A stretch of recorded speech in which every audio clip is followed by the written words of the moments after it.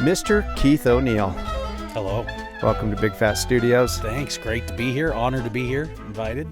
Man, I'm excited when Cole said, "Hey, we should invite Keith O'Neill." And I was like, "Well, who's Keith O'Neill?" And he's like, "He's a history teacher at Park City High School, and he's super interesting to talk to." And I was like, "Oh, that's really cool. I've never just sat and talked to I'm an amateur history guy. You're kind of a professional history guy, Cole." Is there such thing? I mean, that's what I went to college for, was to be a history teacher. Right. So Yeah. My problem is that I'm the moron around here. We get to talking, and I feel so bad because it's usually during your prep hour. And then the next thing I know, prep hour's over, and you've got to go back to work. I'm like, darn it. Oh, boy. Yeah, those afternoon periods, those are going to be some videos, maybe? Yeah. My fault, because we get in there talking about something. But Oh, man. No, that's cool, though, because, I just never sat down and had, I get the last time I talked to a history teacher was when I think he was accusing our whole class of cheating or something. I don't know. So now I'm just hanging out talking to a history teacher. So Yeah. So how did you get into doing high school history? First and foremost, I guess you could call me a non-traditional. I did know that I wanted to be a history teacher when I was in the 8th grade, many years ago. Contributed to the teachings of Mr. Jack Bain, throw that name out there, at Laurel Middle School in Laurel. His room, it was a museum. Yeah. It was. I was going to ask you, what was it that clicked with at that age? Like what? It was just, one was his teaching style. Yeah. It wasn't so much names and dates and memorization. It was like, you swore the guy was there. Yeah. And the artifacts. Yes. All the artifacts. Yes. That could, he could, go grab something. Or, relate it to and bring it to the present. And that's what history is. It's not the memorization of dates and prominent names and stuff like that. It's the stories behind. I couldn't agree more. I feel like if you're going to memorize dates and names, it's like you got to know who that guy was. Like if you know some personal things about him that humanizes somebody back in history that were just like, okay, then this guy did this or whatever it is. I always feel like that's what's lacking. You don't have something that humanizes that person. They don't feel real. So It's just a name, it's just a date, whatever. But if you knew like what he ate for breakfast or like some weird quirk of his, he had a twitch in his left eye. I don't know. But if you start to learn what humanizes somebody, it helps it brings some kind of like seasoning to the ingredients of this story that gives it some flavor. Yeah, well, it's like you said, it makes it real. Yeah. They're just not black letters on a piece of paper. Yeah. That you're reading and then, I have to know this for a test later. It actually brings it into, like you said, the present. And that's... Yeah, so that teacher... So, the atmosphere. He brought atmosphere. He brought flavor. He was passionate. You could tell. Despite all his room and everything, you could just tell. You could see it. You could see it within him. And I guess you could say even inherently, it seems like, I think, having a passion for history, and, wanting to know what someone might have ate for breakfast or, something like that, to kind of step out of our time, it just means so much to me. And, so 8th grade, that's what I'm going to do. Go through high school, graduate high school, and right away, fall semester, I'm MSU Billings. And, did, 3 semesters. Social science Broadfield is the degree. Specifically, that degree is specifically for really education. You can certainly branch off of because it's basically a culmination of minors and the history major and then different minors. Did you feel like, how was that, like that experience of going through college? Like, was history as interesting through that process? Or what I'm wondering is like, because I find, I don't know, it's like some people teach it good, some people don't. It's dry, it's whatever. Were you able to kind of keep a fire for it through that, or were you kind of like, was there ever times where you're like, ugh, I want to get out and teach on my own. I want to do it the way I want to do it. Like, do you see what I'm kind of getting at there? Yeah. So I got to come at it this way, because there's really 2 points in my life as a kid that I went to college, did those 2-3 semesters. And then I dropped out and moved out of state to follow another passion. And then fast forward some 27 years, office politics and what I was doing, maybe some might call it a, midlife crisis. But that nagging, it was almost a nagging in my mind that, man, finish this. This is really what you wanted to do. So do it. Okay. And so I went back to school, 42 years old, and much different. Much different perspective. Yes. Experience, right? Okay. So, you go from, being the kid and, you're going to the parties and you're,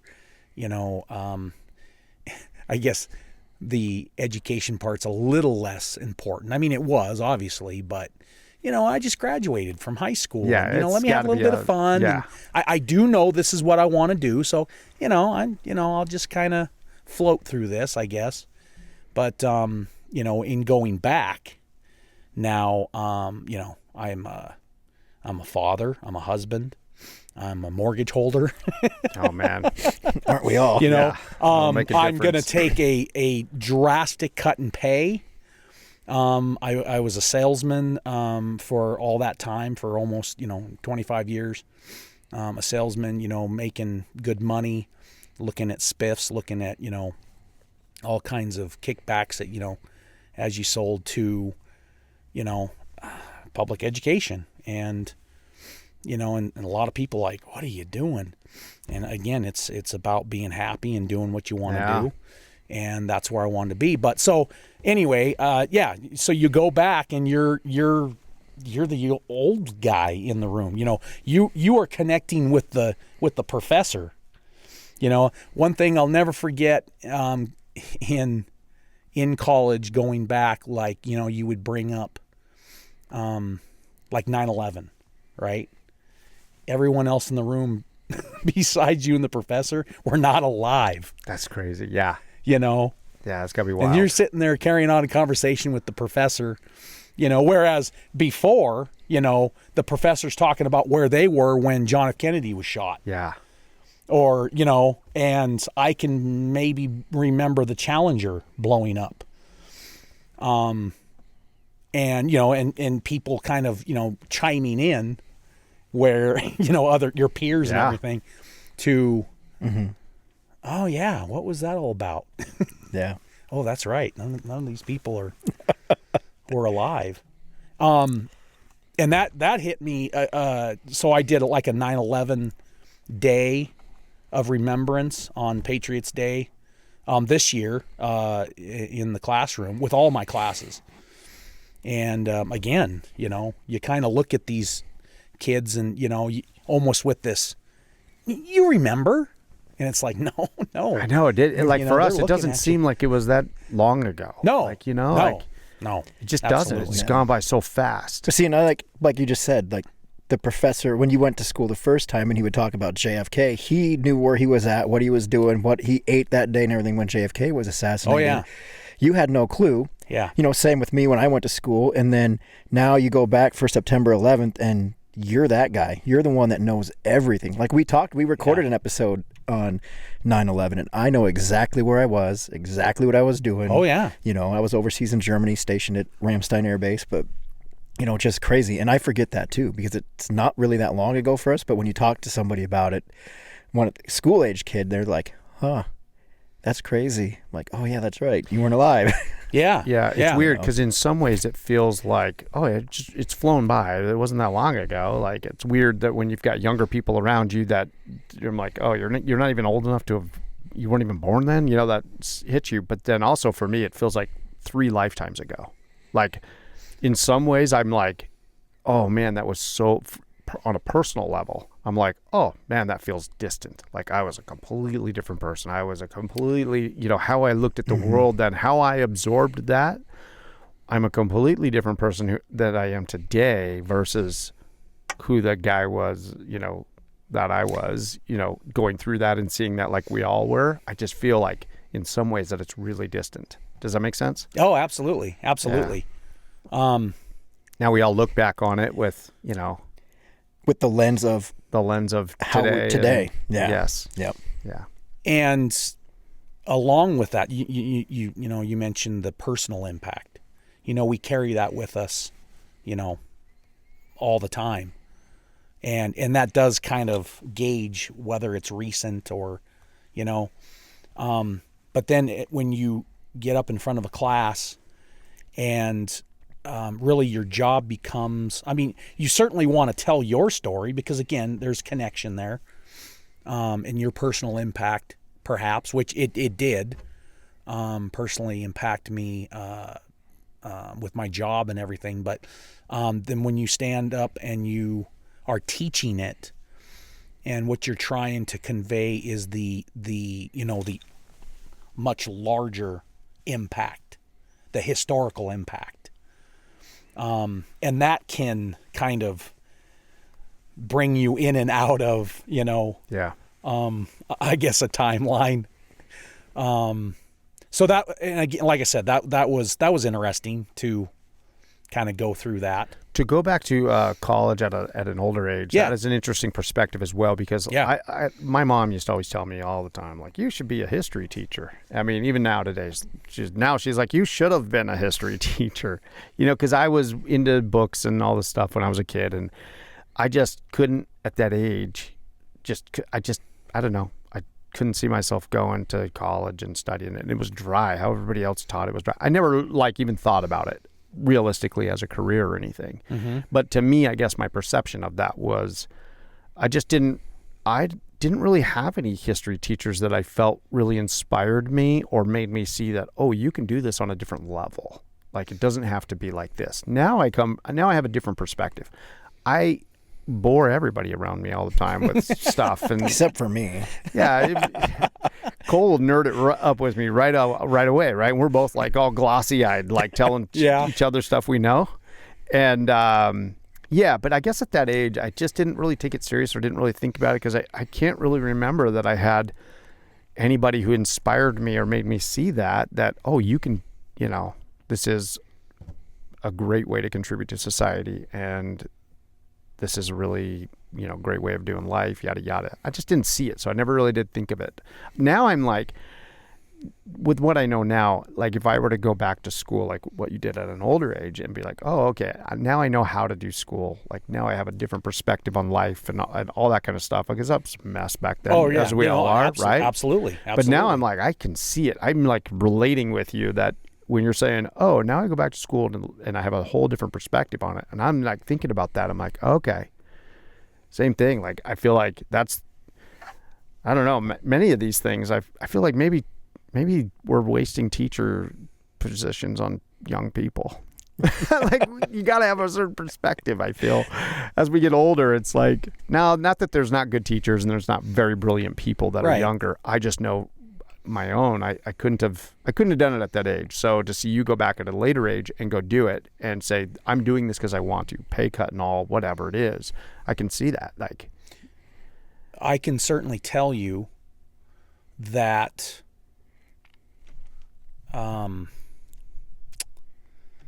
do I put this? I believe that the way I did it, and going back and finishing at a later age with kind of a different perspective, perhaps maybe a wiser perspective, I will be a better teacher now and going forward at this point on than I believe if I would have graduated, as a young kid, in my 20s. Yeah, 100%. I look at it like I really do. You don't have the 20-something years of teaching experience to be tired and jaded at this point. And that's enough. Right. Right, and this is all new. This is all fresh to me, Yeah. And, yeah, I mean, and like I said, with, look, I've worn many hats. Like I said, sales, but in different markets, different industries. Do you find at all that you use the skills in sales, as in like with your kids at school, that as you're kind of selling them on whatever, or is that just like me out there on a limb? Like, I'm like, do you feel like that you? Oh, you absolutely capitalize on, yeah. What? Oh, yeah. Because you're trying to sell 'Cause this. you are. You're selling this to them. You yeah, are. You find that okay. Yeah, you are. Yeah, that part has not changed. The product has, right? Yeah. I'm thinking that makes you a better history teacher with experience Right. and all of that stuff. Yep, absolutely. Another part of it is, the whole grass may be greener somewhere else, on the other side. I taught, like you said, I talked to, I believe, teachers that seem, kind of burnt out or jaded or something like that. I mean, that's all they know. Yeah. I mean, they graduated, they got their teaching job, and that's what they've been doing. And you just, I don't know if it's true or not, but it seems like how the conversation goes that, there's kind of like, yeah, I wish maybe I should just get out of teaching and go see what else is better or on the other side. And I'm here to tell you there's not. I mean, if you're not happy doing what you want to do or teaching, whatever it is, Yeah. then you shouldn't be doing it. And it's scary to maybe, for me, it was literal, not literally, but it was pretty close to being overnight. Again, I mean, I had that, I don't want to call it a nagging, because it wasn't a nagging, but it was definitely apparent. It was very, like, do this. And then it just kind of it was almost like, does it just become obvious to you? It's like, Yeah. that's the obvious thing. Yeah. I got to go do this. Yeah. What's the alternative? Well, for me, it was, it was just keep on doing it. Yeah, make good money. But there's just, you lose the flavor. You lose the, Yeah. So. Are you originally from this area then? I am from Laurel. Yep. Okay. Yep. I am from Laurel, and currently reside in Laurel with my wife, my son, teenage son. So it's got to be cool to come back to the place where you grew up, and now you're that guy making those connections. Yeah. With the students and. Yeah. Oh yeah, absolutely. It's great to. I did about a 2.5 year time in Orlando, Florida. And ended up dragging my wife out there, and she ended up loving it. And within, about 6 months to a year, I wanted to come home. But we were gonna kind of give it like I think 5 years was the original, and then that just kept on kind of getting shorter and shorter. And then she lost her little brother in an automobile accident. We came home for the funeral, and we were in the Memphis airport, and I was like, hey, man, my mom's not getting any younger. I mean, he was 23, I believe, when he was killed. But can we go home? Family is important to both of us, and can we go home? And she goes, yeah, let's find a way to get back home, and we did, and we've been here ever since. We moved back, lived in Billings for about 5 years, and then bought this house in Laurel and been there ever since. So that was nice it was nice to get away, kind of see what else is out there, I wouldn't call myself worldly or anything like that, but it was a good experience. There's no regret. And even then coming back, it's like, okay, all right, let's, is school a possibility? And, at that point it's like, man, we kind of been disrupted, and it didn't work out there. So we, and you got people telling you, it's the time to get serious. Okay. And, so then school kind of went to the wayside there, but, and then, we had, Michael, our son, and, it becomes about being parents and things like that. And, but yeah, no, it's great to, raise him in our hometown. My wife is, you could say she's from the area, originally born in Minnesota, Breckenridge, Minnesota, lived in the Fargo, Kindred area, North Dakota. So she's hardy. She is hardy. She can deal with some cold wind. Yeah. They moved out here in the mid '80s, and have been here ever since. Her mom and dad live up the street from us, and so that's nice, for my son. Grandma and grandpa are just up the street. Yeah, that's awesome. And then her sister, they're in Park City. My nephew is he's a sophomore, so I have him in class, and so yeah, no, it's all been great to be home. And that's interesting. I think, man, I have been out a lot of other, not that I'm Mr. Worldly at all, but I'm a transplant to here, and this is God's country. I tell people all the time, you don't know what you guys have here. So I used to drive truck for a living, and okay, and I've been all over the country, yeah, and whatever. Not that I've experienced everything, not by any means, but boy, you got the stories. I got some stories, and there's some sketchy places in this country. But anyway, there's some really neat places, but I think this place is awesome, and I think it's a great place to raise kids. So actually, I moved up here in 2007, right when I had my oldest was going into his freshman year of high school, and my daughter was going into middle school, and my youngest was going into third grade. And they've all said to me, hey, this is, and we were in an area where we left tons of family in an area. And so it was kind of I don't know. Most people don't just pack up and leave family to go to someplace where there aren't. But we wanted that experience of, we were from Southern Nevada, wanted to be up here in the mountains and figure out fishing and hunting and have that outdoor lifestyle and all that kind of stuff. Anyway, but they've all said to me that, gosh, this was a really good place that we moved to, and we're thankful that you moved here to this area and had great experiences. So anyway, so I think being from here is people are lucky to be from here. I always tell Cole's so lucky to be from here. And I felt good raising my kids here. So I see why you moved back here. Good call. Yeah. And not that Orlando, Florida, or any of those other places are bad, but I think this place is special. Yeah. Oh yeah, absolutely. Yeah. And like you said, to raise a family and yeah. Yeah. No, it's... You're living the dream, man. You're back in small town Montana, history teacher, really family surrounded by family. I'm doing exactly what I want to be doing. Summer's off, fly fishing. I don't know. Do you fly fish? I don't. Oh, well, you're almost living the dream. But, yeah, there you go. Yeah. No, that's awesome, man. What part of history do you gravitate toward? What do you find is the most your period? What's your period? Well, it has certainly expanded over the years, but I can trace it all the way back to Mrs. Simon's second grade class, President's Day. And of course, what are we going to talk about? We're going to talk about George Washington cutting down the cherry tree, and we're going to talk about Abraham Lincoln. And she had this particular picture of old Abe on her bulletin board. And it wasn't so much of what she was telling us about him. Of course, we get the younger years, the rail splitter. But I can remember it like it was yesterday.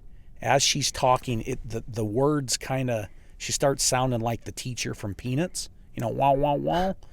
But I'm looking at this man, I'm looking at this picture, and it's an obscure picture. What I mean by that is it's not the full frontal one that we often see, a frown, or like the profile or the one on the $5 bill. It was, I don't know where she got it, but it was one that you don't really see too often. Of course, later on, I can identify it as one of his last, taken by Gardner, Alexander Gardner, in March of 1865. Of course, he's assassinated in April. He's got a slight smile on his face, and he just had this look like, I need to know more about this man. And so I I went to the library and I checked out as many books as I could on Lincoln. Anyway, it started with Lincoln. And from there, of course, you're finding out more and more and learning about the Civil War. And so I can say that for the longest time, I gravitate towards the American Civil War and that time period. It is a fascinating time period. Yeah. And then, of course, living in this area, being in this area, you're within 60 miles of Little Bighorn Battlefield. And when I was a kid, of course, it was Custer Battlefield. And then, of course, he's a hero of Gettysburg. Something like 36 horses shot from underneath him. Oh, George yeah, Custer. so many. He was, he was flamboyant, and so then you start reading about him. Something that Cole and we talk about every time we see each other is all these foxholes that you go down, and you can be on one part of history and end up somewhere completely different through these series of so through Lincoln, then you learn more about more of the generals. Yeah. And more of the people and the soldiers and the way of life. And then out here, like for the longest time, like the Bozeman Trail, okay? I'm driving through Joliet. Joliet has, one of these interpretive boards right downtown. The railroad used to go through there, but you read it and it says the Bozeman Trail went right there. It was right there. That's wild. And then you find out that it went along where Cooney is now, and it ends up there was a crossing, there's another interpretive sign outside of I think it shoots Absorption. over. It goes over by like Fishtail store area through that, right through that area right there. I don't know how it cuts down, but I know that's where eventually where they moved the Crow Agency to. Yes. The Bozeman Trail came right through there. Yeah. Yes. And so, and again, I want to know about the people. Yeah. Not only, they start off on the Oregon Trail. Why? This is hard.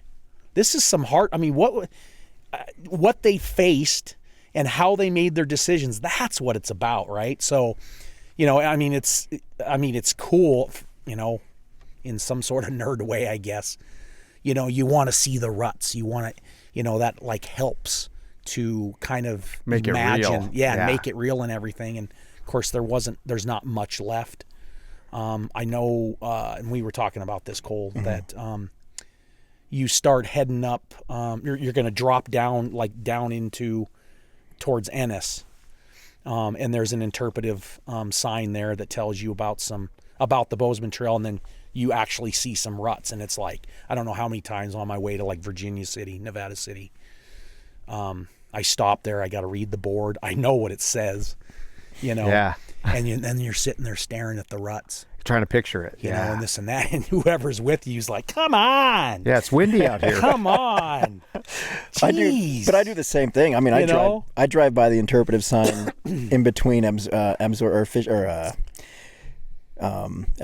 and Roscoe for the Bozeman Trail. I stop there all the time. Yeah. Oh, yeah. I run radar there once in a while too, but I read the sign every time I'm there. I bet I've read that sign 250 times. So I ended up getting an app that has all those signs on the app. And so you're just you can just, as you're driving along, you don't have to stop.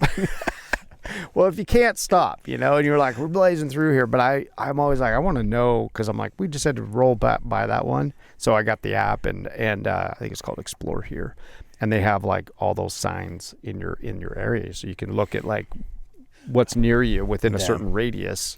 And anyway, I love all those things too, for sure. Yeah. So certainly the Civil War era, and then of course the history, it is here within this area with the Bozeman Trail and all that brings and offers. So definitely as far as what I gravitate to or had been for the longest time was the Civil War, a Western expansion. Yeah. But since then, going through college and like I said, both times, great professors. Great professors. And of course, it was, it is lecture, and there is a little bit of, just keeping things kind of together and in order. There's the memorization of dates and some prominent names and everything, but they dive down into the regular people. Yeah. And so both times great professors that certainly kept me intrigued. And yeah, I have been finding lately too. I like doing rabbit holes on YouTube, and I found a guy who it was an old show of like I guess the show was probably on in the 40s or 50s, and I want to say it was in the 50s. They had some TV show, and it's on YouTube. I should be able to pull this clip up, but it was like you could ask questions or something to find out who the guest is or why they're there. Maybe that was it. Maybe I'm conflating two things. Oh. But this old man was there, and then they got to ask questions. I know what you're talking and come to find out, he was in the theater when Abraham Lincoln was shot. Yes. He was 6 years old. Yes. And he was worried for John Wilkes Booth when he jumped to the stage and hurt his leg. He was like, I was worried about the guy who hurt his leg. And he was there, like his nanny or somebody, his mom and nanny or something took him to the theater that night. And here he is in the 1950s. Yes. Talking about how he was 6 years old. Yes. And I've seen that. And I wish I could think of the show. Yes. Yes. And he's kind of off behind a curtain or something. I mean, the audience can see him. The viewers can see him. But it seems like there's a panel of celebrities or something. Yeah, there's somebody that come in and they can ask questions. Yes. They're trying to figure out to see what it is about him, like who he is or what it is about him. And then when they find it out, then he tells his story. That is amazing. I've seen that. That is amazing. I was just like, what the heck? I'm watching video of a guy who was there. Because it always seems like so long ago, like hundreds of years ago. It might as well be hundreds of years ago, because if it wasn't on video, then it's hundreds of years ago, right? Right. Yeah. And then you're like, oh, wow, like I have relatives that I know who were alive when that guy was alive. So then all of a sudden you start doing the math back, and you're like, oh, wow, that just wasn't that long ago. Yeah. Yeah. Yeah. So right now, my oldest, she's a senior in high school, and they're doing some kind of like family tree history thing, and I'm just like eating it up, because she'll come home and she'll be like, Dad, great so-and-so, was he really in the Battle of Bastogne? And I'm like, oh yeah. And so then we'll just talk about the Battle of Bastogne, Bastogne and the Ardennes and everything like that for like 2 hours, and she's like, Dad, can I go to bed now? And I'm like, you don't understand. Our great uncle Jake, he was there. Just getting warmed up. I know. Yeah. And so I'm like loving this time right now. And she's like, so like last night we were talking, my great grandmother was born on a ship before Ellis Island. So her actual birth certificate is like 4 days after she was born, because they didn't get to Ellis Island until like she was 4 or 5 days old. So then her birth date was actually 4 or 5 days after her birth, because there was no paperwork until she got to Ellis Island. Wow. And so That's we were crazy. going through that. And then my wife's whole side of her family history is all around down south in Texas, Arkansas, Mississippi, all that stuff. And then we start talking about Civil War stuff. And I'm like, how much of your family was involved in the Civil War? And, dude, it's so freaking cool. Yeah. And yeah, that brings a whole other thing to the table, is like Ancestry.com or 23andMe, some of these other, Yeah, Have you? I hate to ask the obvious questions or the trite ones, but like how much of a rabbit hole have you gone down on Custer, and then what is your thoughts on him? Have you put any significant, did you ever spend any time really reading a whole bunch of stuff on him, or like what is your thoughts on him? Or not a lot of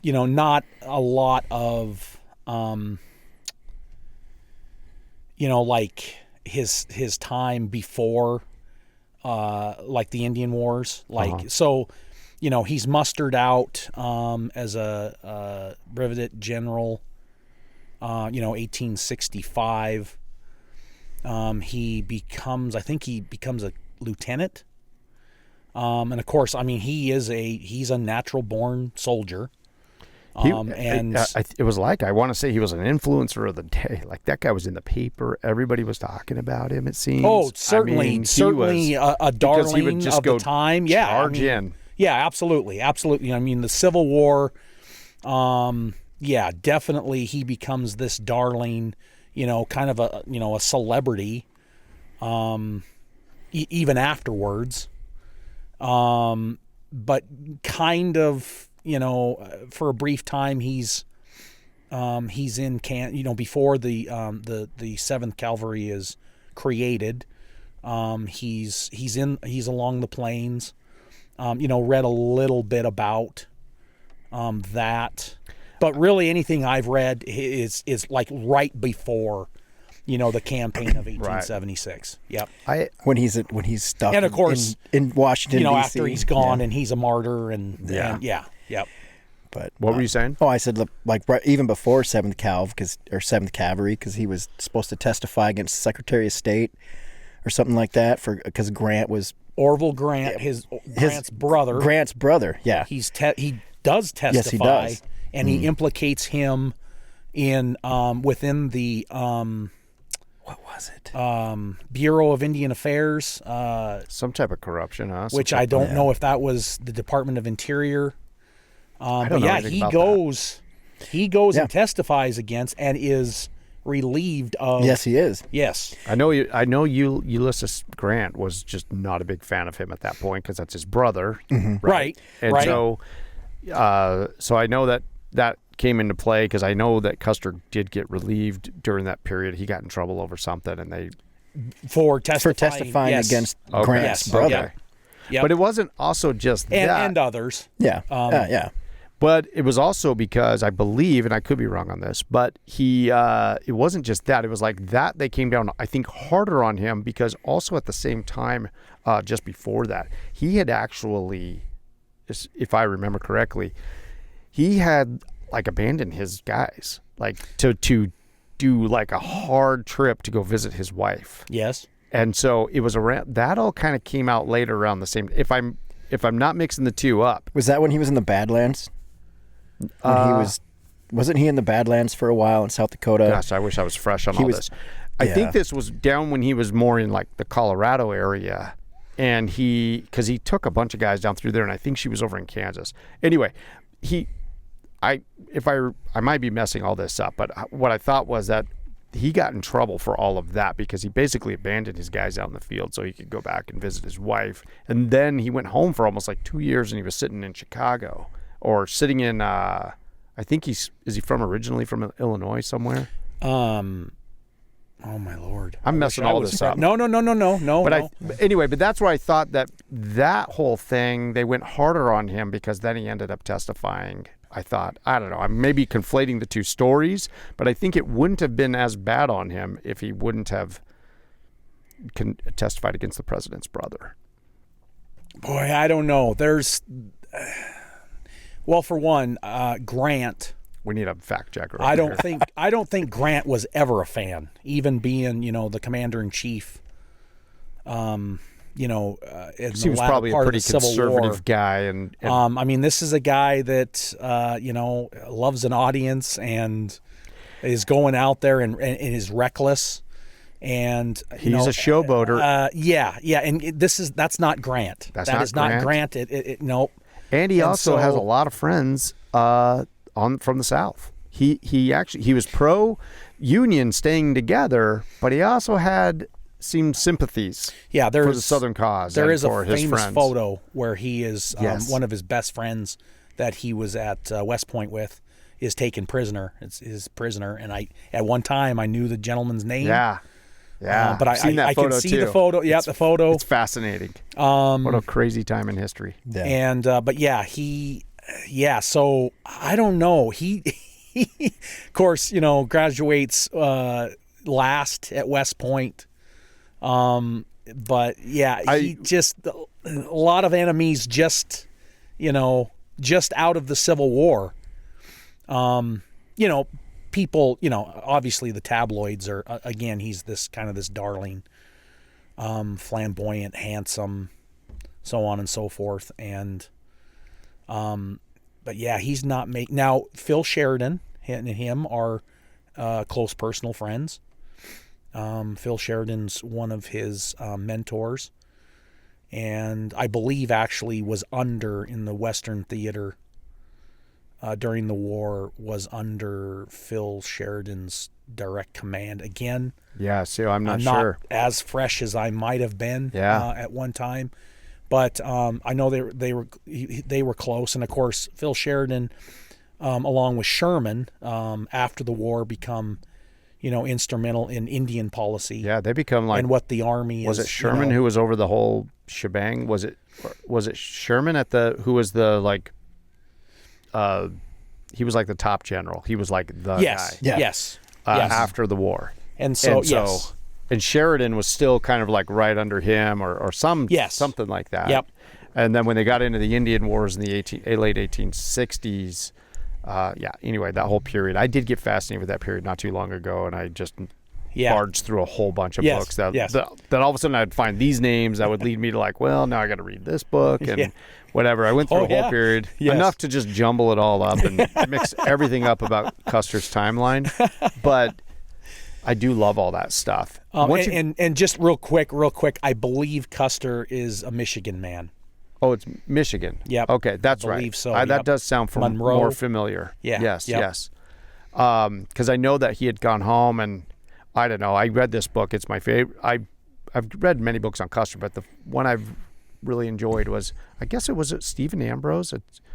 It's from 1976, and it's Custer and Crazy Horse, or Crazy Horse and Custer, the parallel lives of two American warriors.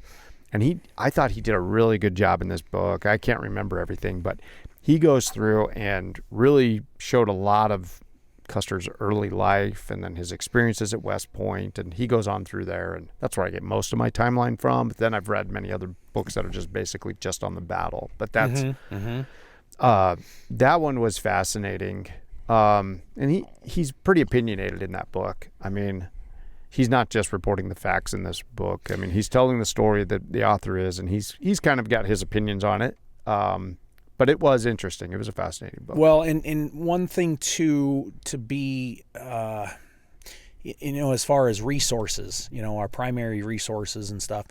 Of course, we have Sherman and Sheridan and Grant and people closer to him. But something that folks do got to keep in mind is that after the battle, and he dies a martyr, Elizabeth Custer, his wife, full campaign to, kind of.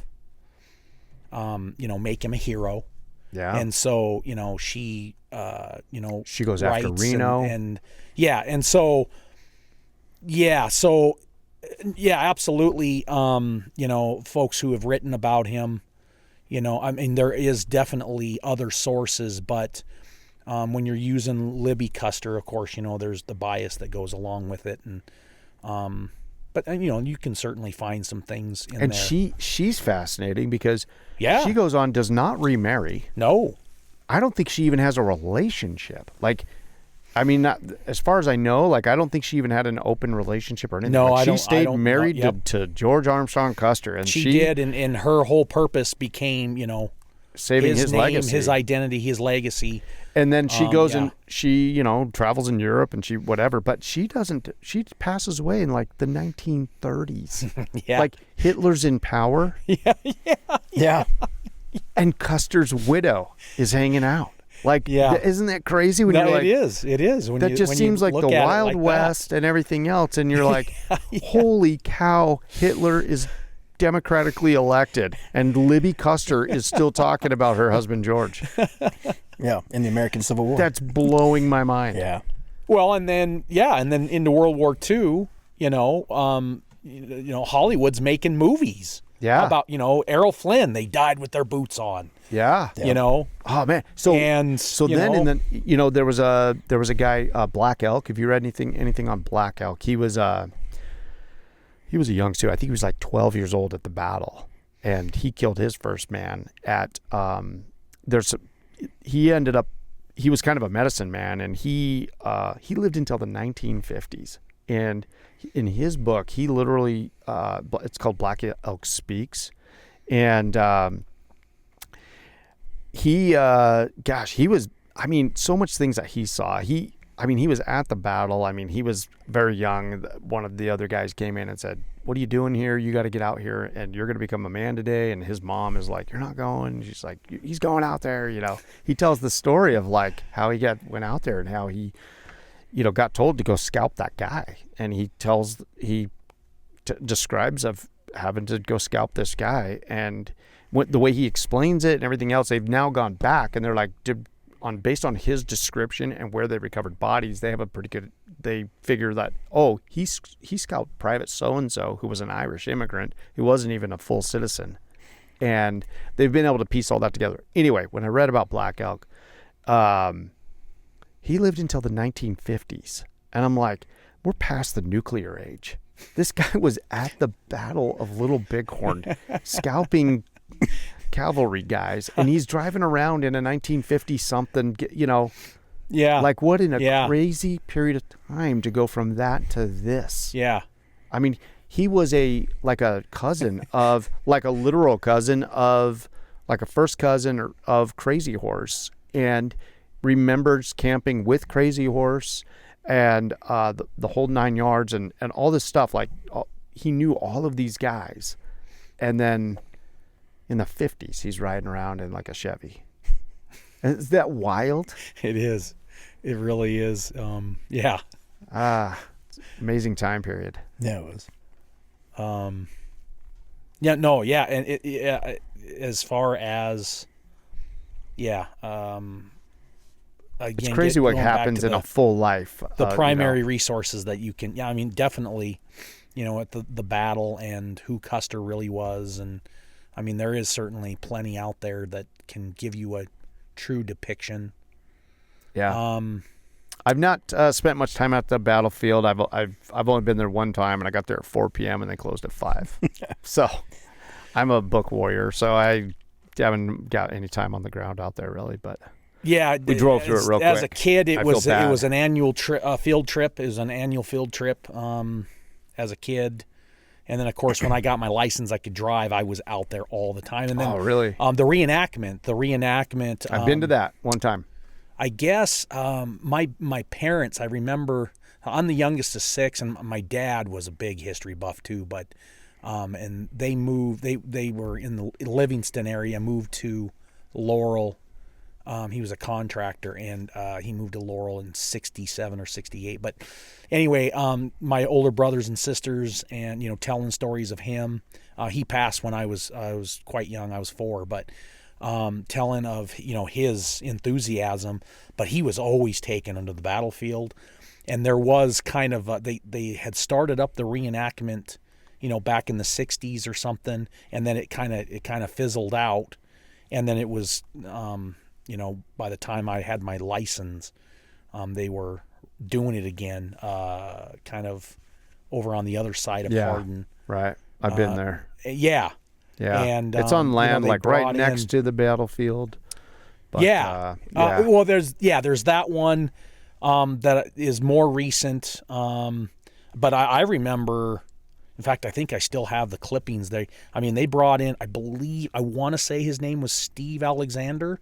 Who portrayed Custer at these reenactments. I guess the guy was he was in character all the time. He bought Custer's house, one of Custer's house back in Michigan. Wow. And lived there, and he was George Armstrong Custer. Holy mackerel. But they would fly him in, and he had his entourage, and they were all decked out, and I guess he would participate in a lot of the Civil War reenactments. But yeah, it became a really, really big deal, I remember. But yeah, anyway, so I was constantly going to the battlefield. That's cool. And then again, as you're learning, a little bit farther back in history with the Bozeman Trail, that's that a lot of that history is down Sheridan way, and so it all kind of connects. Do you find when it comes to the students, do you find do you got kids that are get still excited about this stuff? Is it hard to get your kids nowadays excited about this stuff? I think I always hear negative things about like, wow, the kids these days and the challenges at schools. And I'm like, holy cow, I'm glad my kids are out of school and all these other things. But now that you're going back in a different time of life and everything, you're coming at it with a different perspective. Do you find what has your experience been? With the kids nowadays, do you find that they get fired up about this stuff, or is it hard to get them engaged? It is. It is hard to get them engaged, but they're distracted. Oh, totally. Much more distracted than when I was in Jack Bain's class in 8th grade. They got a lot coming at them. We all do, right? And so with them learning it or getting fired up is much harder as it is for me to teach it. But I don't think, and with saying that, I don't think the ratio has changed as far as, you got ones, it's a select few that are getting fired up and, every word that's coming out of your mouth or activity you're doing, I mean, they're right there with you. That's encouraging to me because I don't know, in my head, I have it built up that kids are just checked out. So I'm glad you got kids that are like hanging on every word and want to learn.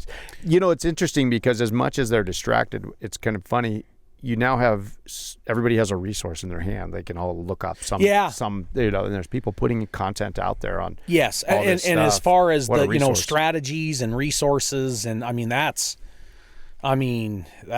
well beyond, a projector and I know when we grew up, it was like a big deal when they went and got the cart and they like drug it down, had the TV VCR combo on there. That is nice to have at your disposal, certainly. Another thing too, and a shout out to Park City, the cell phones. In my student teaching and my subbing that I did before I got this position at Park City, that was the biggest challenge in any interview or anything. What is your big, of course, it's an opportunity. You can't compete with the phones, right? I bet. Park City implemented last year, it's called the Yonder Pouch. They are to put their phone in the pouch. It locks magnetically, and you go through first to the fourth period with it in the pouch. At least that's what supposed to happen. And for the most part it is. And then at lunch they get to take it out of the pouch, and then the fifth period till the end of school it's back in the pouch. And so I do not have to deal with that. So that part of it is huge. Yeah. Is huge. And so that distraction I don't have to compete with. And then of course again you do have all the different outlets or information resources that you can use. Are you allowed to do you go find like YouTube videos or anything that you can share in class, or that you can, how does that work with the content that's out there on some of these platforms? So as far as what I use, of course, and Cole can tell you, my classroom, my classroom is just short of a museum. I've got a lot of artifacts just over the years since second grade, since 8th grade, That's cool. that I've been collecting, that I can use, firsthand. So I start my classes, whether it's American history, I've got government, world history. I try for, of course, a bell ringer, kind of a prompt, as far as what you're going to be discussing at that day, followed by some sort of what I call an artifact find. And a lot of that is just from my collection that is relevant to what we're going to be talking about or what we have been talking about. So I'm fortunate enough to have, my arsenal. That's awesome. Of material, physical material that I can use. And then from there I can segue either into lecture or into an activity, and just leave that up there or leave it, within my room and so that's very helpful. So now I'm so checked out from the schools and how they all work and what people can do and not do. But also, are field trips a thing anymore? Well, I have not arranged one. We have not been on one yet with my short tenure at Park City. Yeah. Yeah, I was just curious. I was just thinking about bringing that up. Actually, it was brought up the other day. I think it was in my I have juniors for U.S. history, Reconstruction to the present, and they were, Mr. O'Neill, can we go on a field trip? Can we go on a field trip somewhere? And I'm like, well, yeah, but I mean, we got to tie it in. It has have something to do with, what we're, in my mind. Yeah, of course. It can't just be a field trip so that you can get out of class or anything. Right. And I said, with this group of kids, I said, that's difficult because anything within this area, we've moved on. We're into, as far as Western frontier history, the Bozeman Trail, things like that. I mean, we're past Western expansion, which, I basically started almost right away out of Reconstruction. So anyway, I'm like, well, I don't know where we could go, somewhere close where I can tie in, the Gilded Age.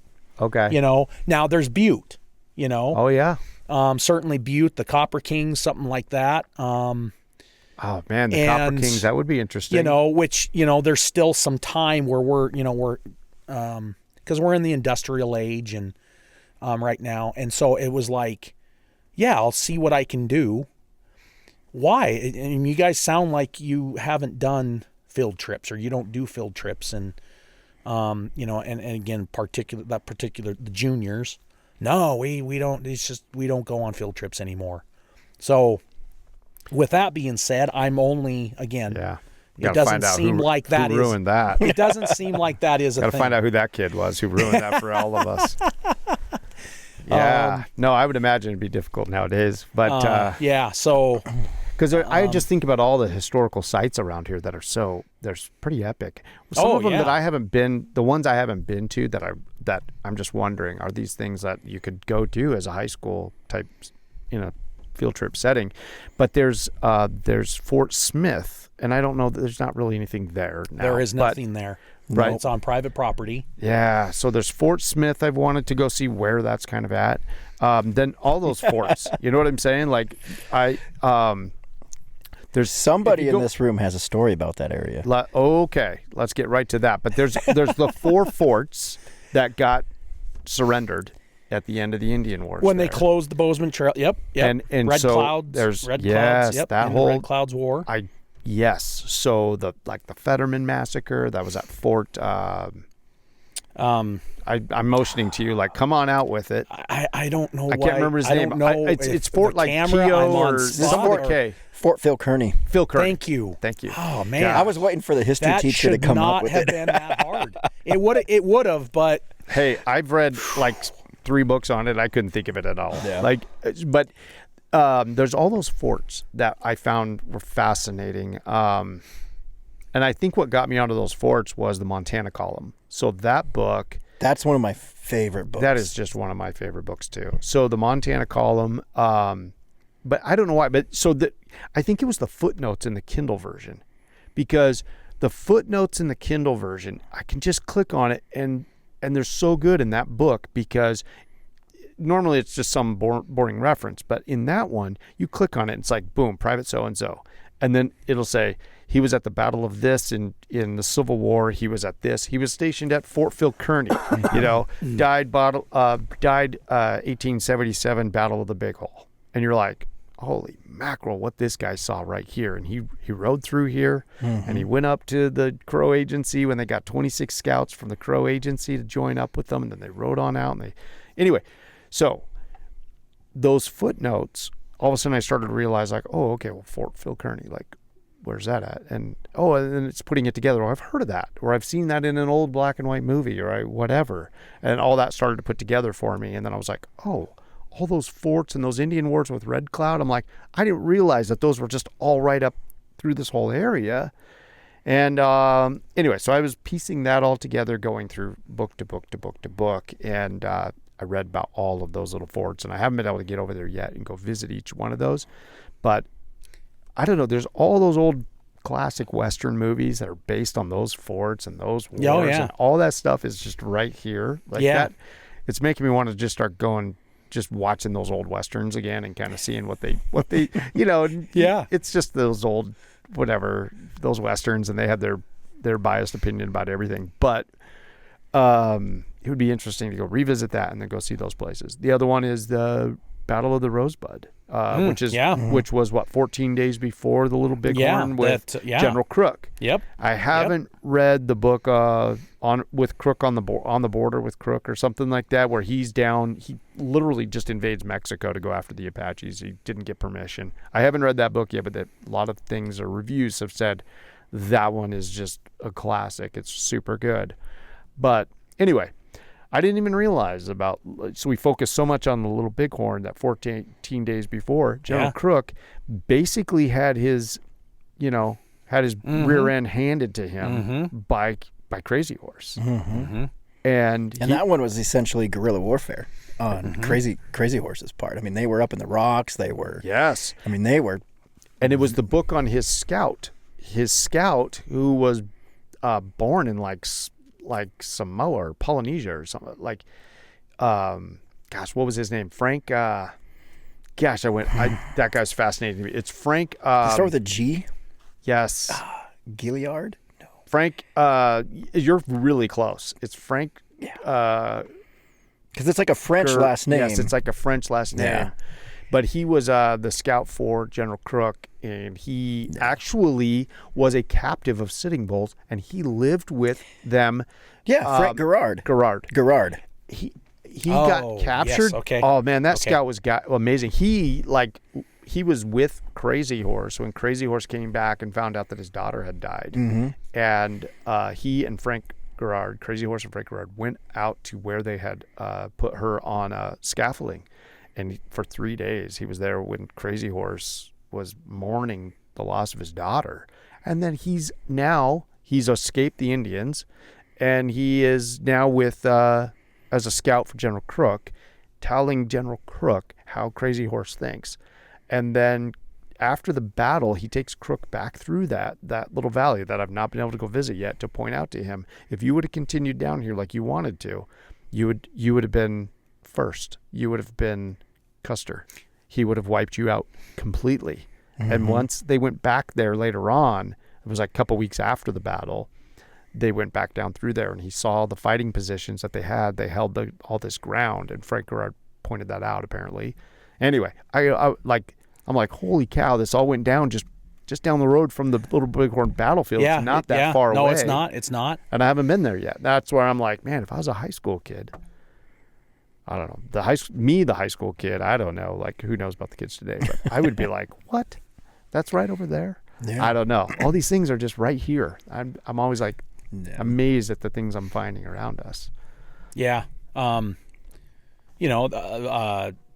get on the other side, east side of Forsyth, and there is a little road. It's basically takes you right down the Rosebud, where the 7th Cavalry, where Custer and isn't that called Bad detachment. Route? Bad Route Road, maybe. I think that's. Or is that farther Bad east? Bad Route is farther east. Yeah. So you're saying that route is the general route that they took when they went down to the battlefield? So basically, in fact, I think it might even be called Rosebud Road or Rosebud Creek. Anyway, it's not too far after Forsyth. Now I'm doing. It is basically where I have not Rosebud, been over there. And the Yellowstone come together, but you take that road, and it can. When I took it, it was in the spring, and it was one of these. I think I was going to Miles City for something. I never did make it to Miles City, but it's like, I think this is Rosebud Creek, so I'm gonna just pull off and take this road as far as it takes me, and it took me, and sure enough, you come to some signs. Hey, this is where Custer stayed, camped out, days before, and then you go a little bit farther up the road, and then you you find the other sign, and I'm gonna have to go over there. You know, I haven't done that. And then of course there's the crow's nest, which I've always wanted to get to. That is where the vantage point, day of, where his scouts, you know, say, hey, look, there's a large encampment down there, and of course, you know, he didn't see it. Yeah. Custer was brought up and said, hey, you got to look and see. You know, the pony herd on the opposite side is immense. It's like the hill, the mountain is moving. Yeah. You know, and I don't see it. You know, and it was at that vantage point where then it's like, well, let's get down there before they see us, because the whole fear was they're going to that get they away. would scatter. Yeah. They would scatter, and they would be out all summer trying to gather them up. And we know that they had no intention of I think scattering. I'm wondering if that's the point of the place. There's a famous little story about one of his. They called him like a. Oh, I can't remember what he was called, but he was actually married to a Crow, and so he was like a translator with the scouts, with the 26 scouts. I think I'm not sure that all 26 of them were all Crow scouts that they picked up. I think there was like 2 white guys that were married to Crow. Yes. And then one of them was LaForge. And then his friend, like very close friend, he got assigned to go with Custer and LaForge. He actually broke his arm, or he got hurt doing something. And he went with General Gibbon, I think, still. And anyway, it was, I don't know if it would have been that spot, but that's you telling me about that spot. I'm wondering if that's the location where he told Custer, if we go in there, you know, we're going to get wiped out. And Custer told him, if you want to go, nobody's forcing you. You can leave. Yeah. Yeah. And he said, oh, you're not going to make me out. I can't remember exactly how he said it, but they said that he said something like, yeah, you're not going to make me out to be a coward. I'm just telling you, I'm staying, and we'll go, but tomorrow we're going to wake up in hell. And he stuck around knowing that they were just going to be wiped out. Yes. Yeah. In fact, was that Bloody Knife who ends up with Reno and is at that skirmish line, Reno, on the southern end, you know, havoc almost right away.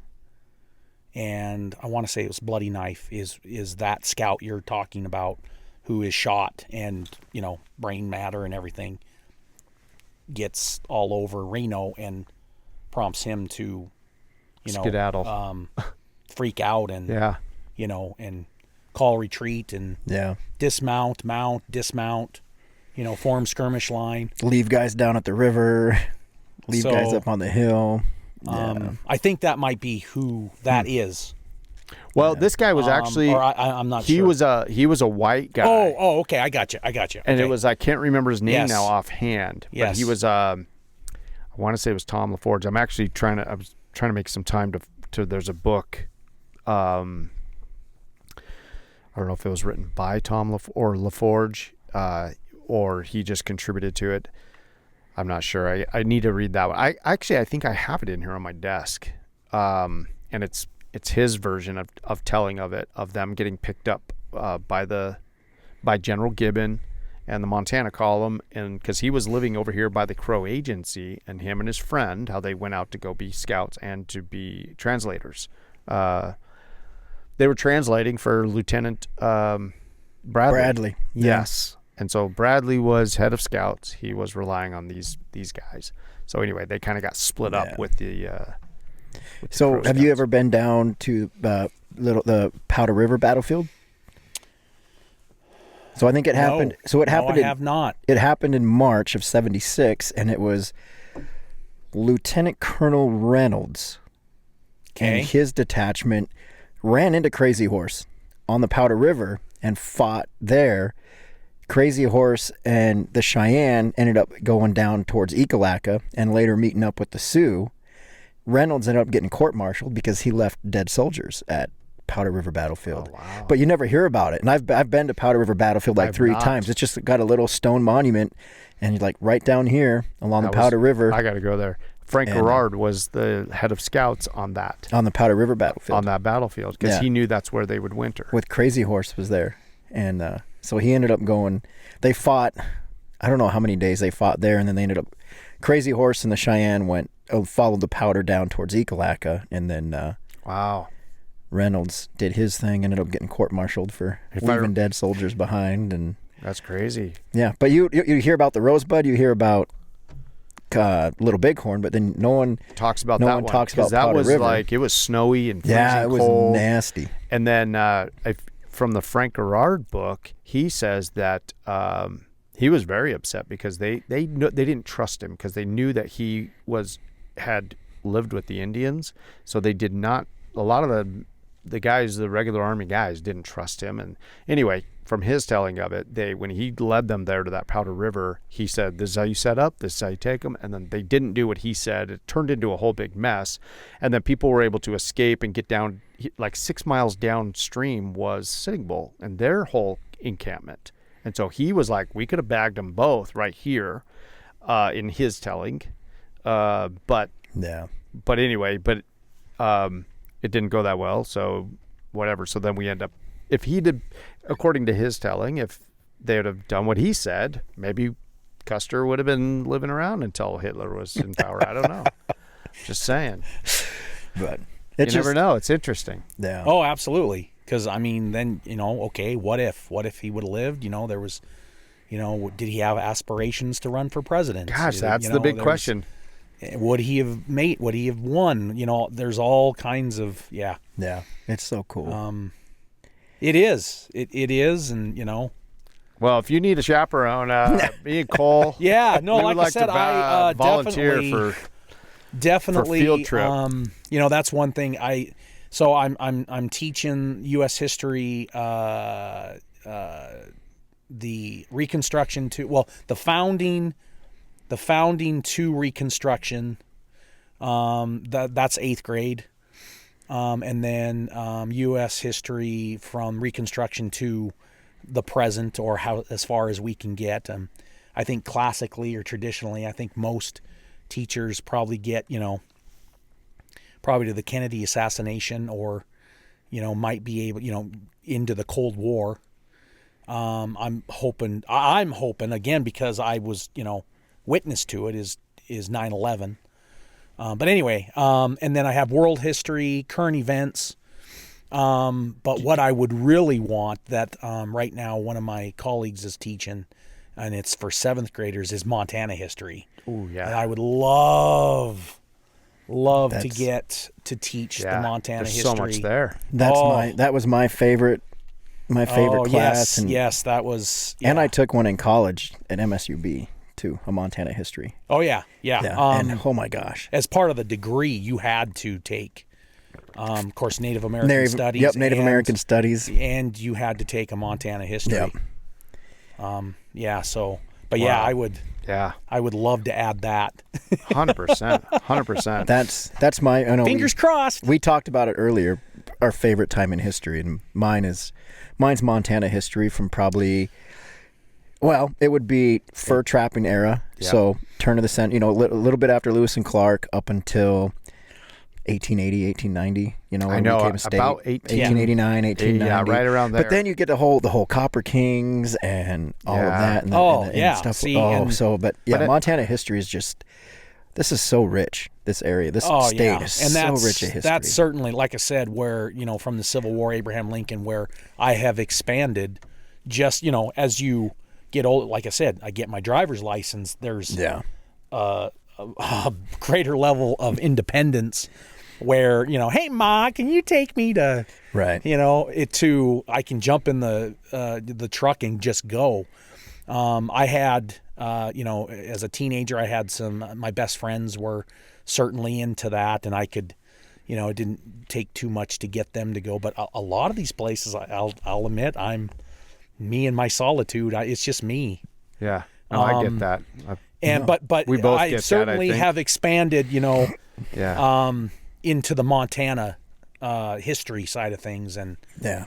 I have an older cousin that is another big history buff, and another cousin who's actually he's a history teacher in Laurel, has been for quite some time. But yeah, Montana history. I would love to. Do you have a favorite character from that period? I say character, but like say For within Montana history. Yes, Oh, like boy. we're all fully aware of Cole's. Ooh. If Cole hasn't told you who his bromance is with, then I'd be very much surprised. Are you aware of Cole's 19th, I don't know if 19th he- century? John Johnston. Oh, okay. Yeah. I think you might have, certainly mentioned. Yeah. Of course, when we've talked, we're Oh, I know. kind of all over the place. Yes. Oh man, I don't know if I can answer that. There's oh boy. Who's your man crush on? Come on. Or woman crush in history. Man, Montana history. I would have to say Marcus Daly and William the two of the Copper Kings. Really? Yeah. Marcus Daly because I'm sorry. It is because I am again 23andMe. I'm 47.3% Irish, according to the test results. I'm into holidays, especially St. Patrick's Day. Thomas Marr. Yeah, look at. What? Do we know who Thomas I Marr don't. is? First territorial governor. First governor Okay. of Montana. There's There's a county. There's a county a little bit north and west of here. State capital up in Helena. Yeah. There is a statue of a Civil War general wielding a sword Oh, okay. up on horseback. I've That only is been there Thomas like Marr. once. Thomas Marr. There is a bar, Irish bar in Missoula called the Thomas Marr. The Really? Thomas Marr, Nine Fine Irishmen How have I not- within New York in Las Vegas. I've been to the On the 9-5. strip, I've been there at the in one front, there is a statue There of is. Thomas Marr. Yep. Really? How do I Yes. not know this guy's name? Because And then, of course, most people call it Meager. yes, That's why. Meager County. Meager County. Yeah. It's actually Thomas Marr Marr. County. Oh man, interesting. you talk about a colorful. I'll have to find something Colorful, to read. colorful. Can you recommend something to read on him? Oh man, How's that for putting you on the spot? yeah. I'm sorry, but I'll look it up. I'll look him up. they're What is it about him that you are so interested in him? I mean, is it just that the Irish relation? well. there, I mean, or the- for one, the immigrant story, the whole Yeah. immigrant story, and of course, again, there's the whole Irish story. But and of course he comes to he's Van Diemen's Land. He's a political prisoner, British political prisoner. He's sent down to Van Diemen Land, Australia. He ends up escaping, coming to the United States. he was our governor. Territorial governor. Mm-hmm. Man. He makes his way. Civil War. He's not. Battle of Fredericksburg is where you see his name pop up. But he makes his way out here. He's in the Virginia City area. Comes out here, to make his, make his way out here. And he's just, he's just a colorful character. I'm gonna have to look him up. And then, of course, his death is the mysterious. So, What's the story there?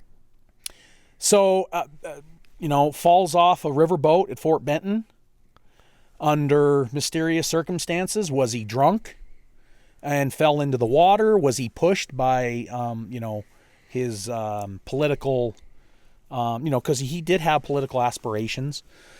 Was he pushed? Yeah, and of course, body never found.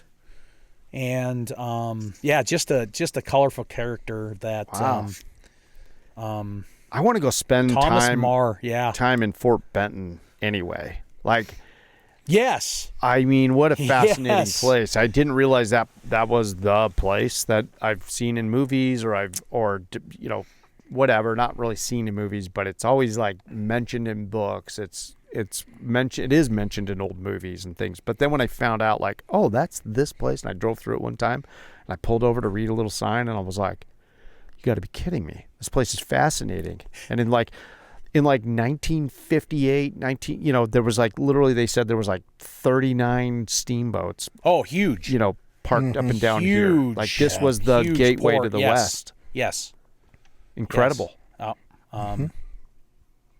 That sounds like a date weekend. I mean, Yeah, my world. that was Mine I'd only been up there once. I was maybe 9 or 10 years old again.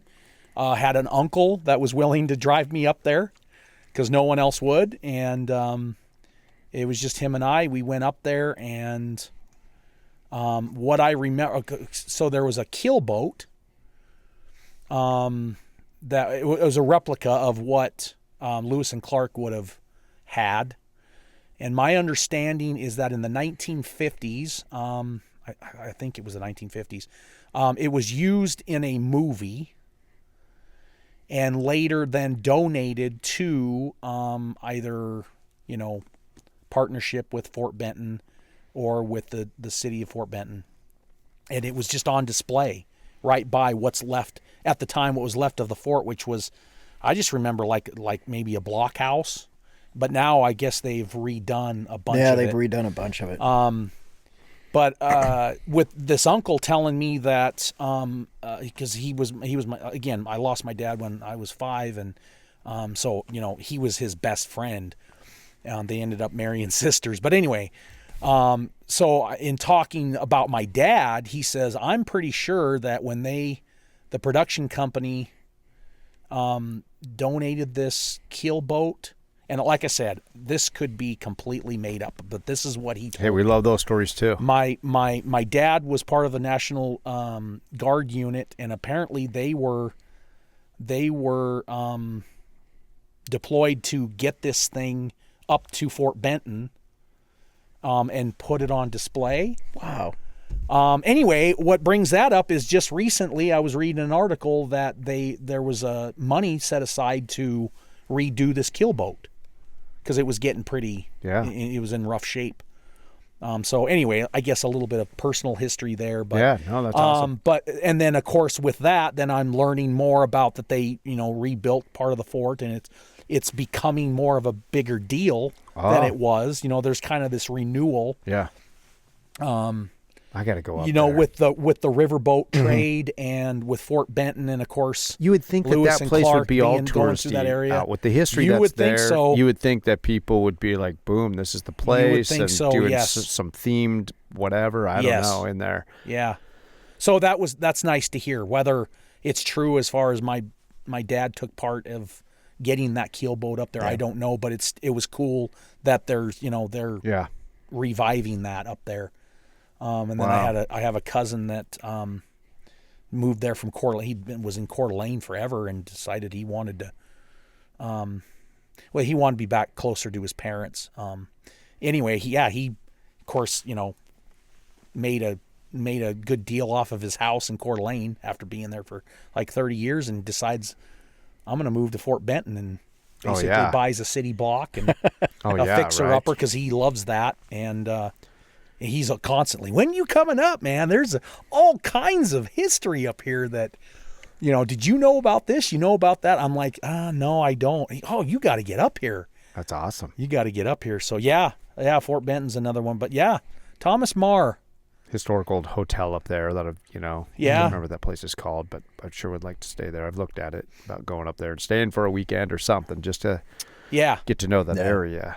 Yeah, and then I want to say that, is it Fort Benton? Maybe it's Great Falls, but there's an annual like Mountain Man rendezvous. I can't tell. Rendezvous. Yep. I don't know. Is there one up there? I don't know. I thought that it was pretty big. That's Great Falls is very something interesting in itself. I found their little path system. Me and my wife did recently, or a year or two ago, and we spent a ton of time on the paths there. And they tell the whole Lewis and Clark story and overlooking all the falls in the different area and stuff. And they kind of show you those interpretive centers, how they, like, oh, here, when you're looking over here, you're seeing the ruins of this or this period or this period. And anyway, there was a ton of interesting stuff in Great Falls. I was like, Great Falls? Wow, I didn't even know. And my wife was born and raised here, and she was like, I had no clue Great Falls was interesting. And I was like, this place is awesome. So, yeah. But meaning to get up there, and yeah. I just need to hit what are we playing? The Montana Lottery? I just learned there's a Montana Lottery, apparently. So when I hit the Montana Lottery, maybe I'll just do a victory lap by staying in like Great Falls at that Rubber Duck Motel, and then make my way over to Fort Benton. That's always the plan, to pick a piece of road, or again, the Bozeman Trail. I've always wanted to. Okay, for this week in this summer, during the summer, I'm going to drive from Fort Laramie, because that's the first fort. As you're coming off the Oregon Trail. Yep.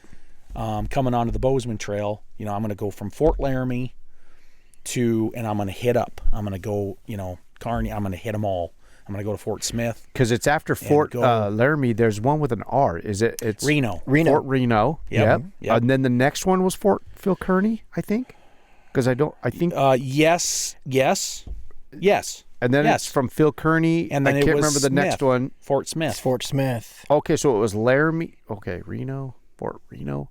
Was Reno really a fort, or was it more of a kind of a stage stop area? I thought it was. I don't think it was, but I don't think there was much to it. Okay. Yeah, no, interesting. What you're talking about, though. Sorry, I don't mean to jump in on that. No. I am so interested in that same little area. We have been absolutely meaning to get over there and find the old historic Fort Laramie. Yes. And then exactly those chain of forts. Yes. And I know that Smith is somebody owns it. Oh, You need to hear this. I was going to go snoop it with my drone or something and be very. Which you could do. I am so thankful for the opportunity. This is years and years ago. Again, Bozeman Trail, I'm going to do this, And anyway, Fort Smith was on my radar at the time. And I'm working as a delivery driver. I'm whatever, jack of all trades I was pay and pack hardware. It's now O'Reilly's, and half of it's O'Reilly's and half of it's Harbor Freight. Anyway, it was a hardware chain before Home Depot and Lowe's came to town. Quite a big deal. Anyway, I'm working there, and I'm cashiering, and like I said, I'm reading everything, and which I remember there wasn't much on Fort Smith. And anyway, I'm taking orders, and I'm ringing people up, and this gentleman comes up, and he writes a check, and it's his name. I can't remember his name, but Fort Smith. And I see that on, It's written on his check? Yeah, Fort it's Smith? got his address, Fort Smith, because there is a town of Fort Smith, right there by the dam. Anyway, and I said, "Oh, from Fort Smith. Are you originally from Fort Smith?" Yeah, just striking up some conversation. I said, I got to tell you, I'm this big history nerd, and there's the Bozeman Trail, and he's yeah, and I'm like, yeah, man, as far as I know, there's nothing left of the fort, but man, because it was made of adobe, and of course, right after the treaty was signed. And the Army had abandoned these forts. Then the Cheyenne, just wiped it out. Yeah, wiped it out and everything. Anyway, I get done, and do you know who might? And he goes, he laughs, and he goes, I do. I own the land, and I'm like, you got to be kidding me. And I said, would you let me? He goes, well, first of all, you can see the foundation. He goes, there is the foundation. And he goes, and in the 1920s, the Daughters of the American Revolution did put a monument out there, right in the dead center of the parade ground. And he goes, but other than that, he goes, I mean, there's not really much to see there, youngster. And I'm like, oh, there's a lot to see, just if I could, And he goes, yeah, absolutely. He goes, absolutely, you can come out anytime. So, of course, we don't have cell phones or anything. I jot down his number, I put it in my pocket, and I get home and I put that, where it's readily available. Do you call him like once a year to just be like, hey, remember me? Just checking in. I don't know. I can't remember what happened, but that piece of paper, I guess life is what happens when you're making other plans. But anyway, it gets put aside. Yeah. Did you ever take him up on it? Did you ever go out there? I years later, so I moved to Florida.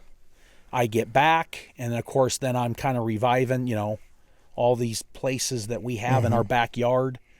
And it's brought back up into my, my interest, and I find it. In fact, I think that might have been it. Oh, hey, that was the guy, Fort Smith, da-da-da-da-da. So, and then of course I'm in sales, and we are I'm in plumbing sales. So I'm selling toilets and copper pipe and DW pipe. But the company decides that we're going to take on a line of metal detectors. And so I was sitting over here saying, just stop with your metal detecting jokes and references. I was about to bring up metal detectors, and I'm like, don't even go there. Have a respect. Yeah, anyway. So I got to go to this class, learn about metal detectors, so on and so forth. You got to befriend this plumber customer who I talk him into buying one. He buys the top of the line one. Oh yeah, commission, yeah. And he's like, I don't know what I'm going to do with this thing. And I said, I'll tell you what. He goes, I said, I know a guy, or I knew a guy. I said, we're going to find out if we can get to the old Fort Smith with this metal detector.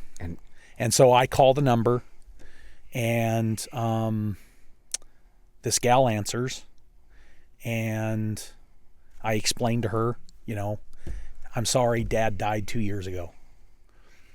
And we sold the land. But I know the guy who owns it. And so I'm like, well, would he let me? She's like, you need to talk to him. I can't make any of those promises.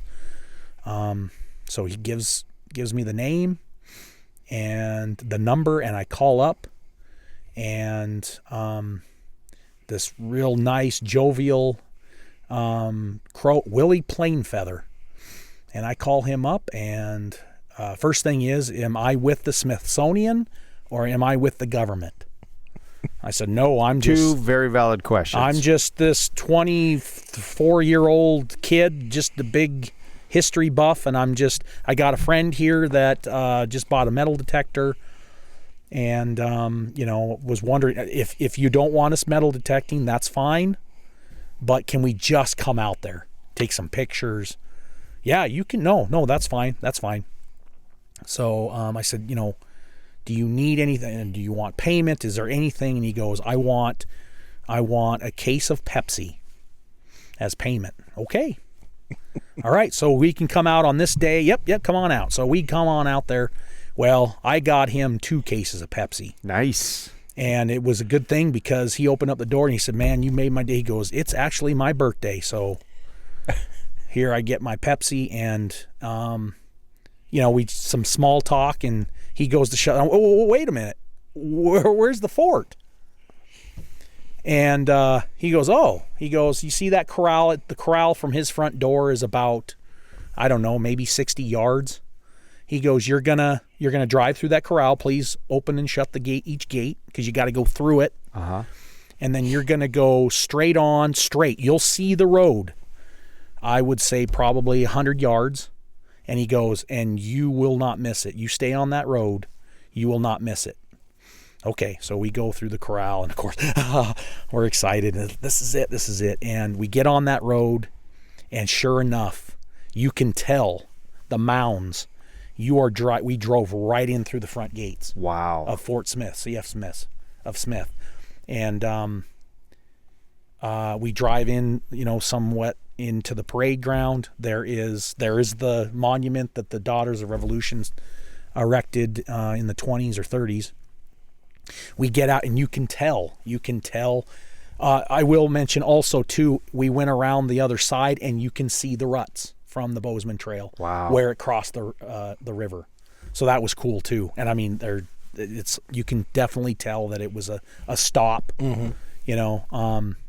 Yeah, so he gets out the metal detector. We find... I was going to ask you if he let you bring that out. Yeah, he did. He just said, if there's anything, he goes, I'm going to want to see what you find. And there might be something that I might keep, but no, that's fine. That's fine. So anyway, we find nails. We find pieces of musket. We find buttons, uniform buttons. No way. The eagle has the C for cavalry. Oh my gosh. You still got those buttons? So. Oh boy. What happened here? We get done. We're both sunburnt. We go back. And also in the meantime, there is this story, and never been able to find out if it's true or not, that there was a cache of guns and supplies that the Army had left behind, and apparently Willie was saying that that's what the Smithsonian had been after him. They wanted to get out there and see if they could find it. Anyway, of course we don't find anything like that, so we go back and hey, here's what we found. Oh no, you guys can keep it. And the guy that I was with who had the metal detector says, hey, is my metal detector. So I'll tell you what, we're going to split it up. And so I get a lot of the nails and the pieces of the gun, or guns, the muskets, and then I did get some of the buttons, which are smaller, so probably from a cuff or maybe a vest. Okay. But he got the big. He did. He goes, I'm taking those, and so I have them in a little in my room. I have them in a little petri dish, cover over it, and then I have I typed up, that story, and then where what the material is and stuff like that. Awesome. So, as far as I know, I'm one of a few, very very few, that have been able to go up to Fort Smith, and I mean, you'd be so surprised. I mean, it's not. I'm thinking we're going to be taking a Jeep trail, up. It's just right there along the roll. It's right there. Yeah. It's right there. And Google Maps, you can see it. You can see it. I think I have seen it on there. I've looked at it. Yep. You can certainly. And then of course, when I had more spare time, I Google Maps. You get as close as you can, the definition you can. Gets and terrible. Then you try to. Okay, this is where they crossed. Okay, can we see where? Mm-hmm. And I've tried to, connect the dots from like there to like Edgar, and then where it must have gone into, the trail went into where Joliet is now. And then apparently there are, at one time you could see some ruts over by Cooney. Yeah. And then there's that, what I was telling you, that's at that historic site outside of Absorki, the interpretive sign that tells of some sort of where they had to come down off one of the hills. Yeah. And boy, I'd like to get to that you can still see from, if you go back. Yeah. And tried to trace, but, it was only open for a couple years. Yeah. There was some it's different amazing ways, how much you hear about it, but it wasn't really in use for a very long time. Yeah, it's, we think of it, it was like this developed road. And, I mean, the very, as far as the John Bozeman part, I mean, he had it going right along the cliffs right outside of Billings, south of Billings, and then it changed, but it was only open for what, 2.5, 3 years before the Army left. And of course, it had been used as, for centuries. Yeah. Thousands of years. But anyway, there's always that hopeful, that. What's interesting about it, though, is the Army is sent out there to protect travelers. Yes. And they were holed up. They couldn't protect themselves. No. I mean, what a miserable existence that was, being stationed, once you got to Fort Smith, as far as what I know. I mean, you got there and you hunkered down and hopefully you didn't get picked off on a wood party. Yeah, because exactly. Yeah. See, now you want to do the Bozeman Trail thing, and I want to do the Montana column. Yeah, from Fort Benton down through White Sulphur to the Fort north. Fort, over by Springdale. Yes, Fort Ellis. Well, because the one outside of between Bozeman and Livingston is Fort Ellis, right? Yep. And then that's Fort Parker. Fort Parker. Yep. And then they come down through Big Timber. Then they follow the river. They have a big camp over by where Bridger Creek comes down and meets the Yellowstone. And then they camp over by Countryman Creek, or by Countryman's Hotel when it was west here. And then they go up and talk to the Crow at Crow Agency. And then they make their way down. They go over by Laurel. They cross the river again. And then they make their way, follow all the way. And then they end up at Little Bighorn. But I think that would be fun too, is to follow Montana column down. Oh, absolutely. Down to the battlefield. Well, too, I would like to go out there to where the old Crow Agency was and get permission from whoever owns that. I know who owns it. Oh. I know exactly who owns it. All right. Well, we need to do. Sometimes grown men who are in their middle-aged nerds, they do a field trip without a bunch of high maintenance teenagers. So what I'm suggesting is, maybe we need to form a field trip here. And I'll get my permission slip signed. If you guys can get all your permission slips signed, we will go do this. But because once you're on that place, if you're there with those ruins or whatever they got over, there's not really ruins, but there's like, you can see from the road you can see the foundations. Yeah, from a couple of the buildings. Yeah. Now, are you talking about Fort Parker? No, we're talking about the Crow Agency. Crow Agency outside of Absaroka. So there was but it was also even farther west, starting at Fort Parker, over just by Mission outside Creek. By Mission Creek.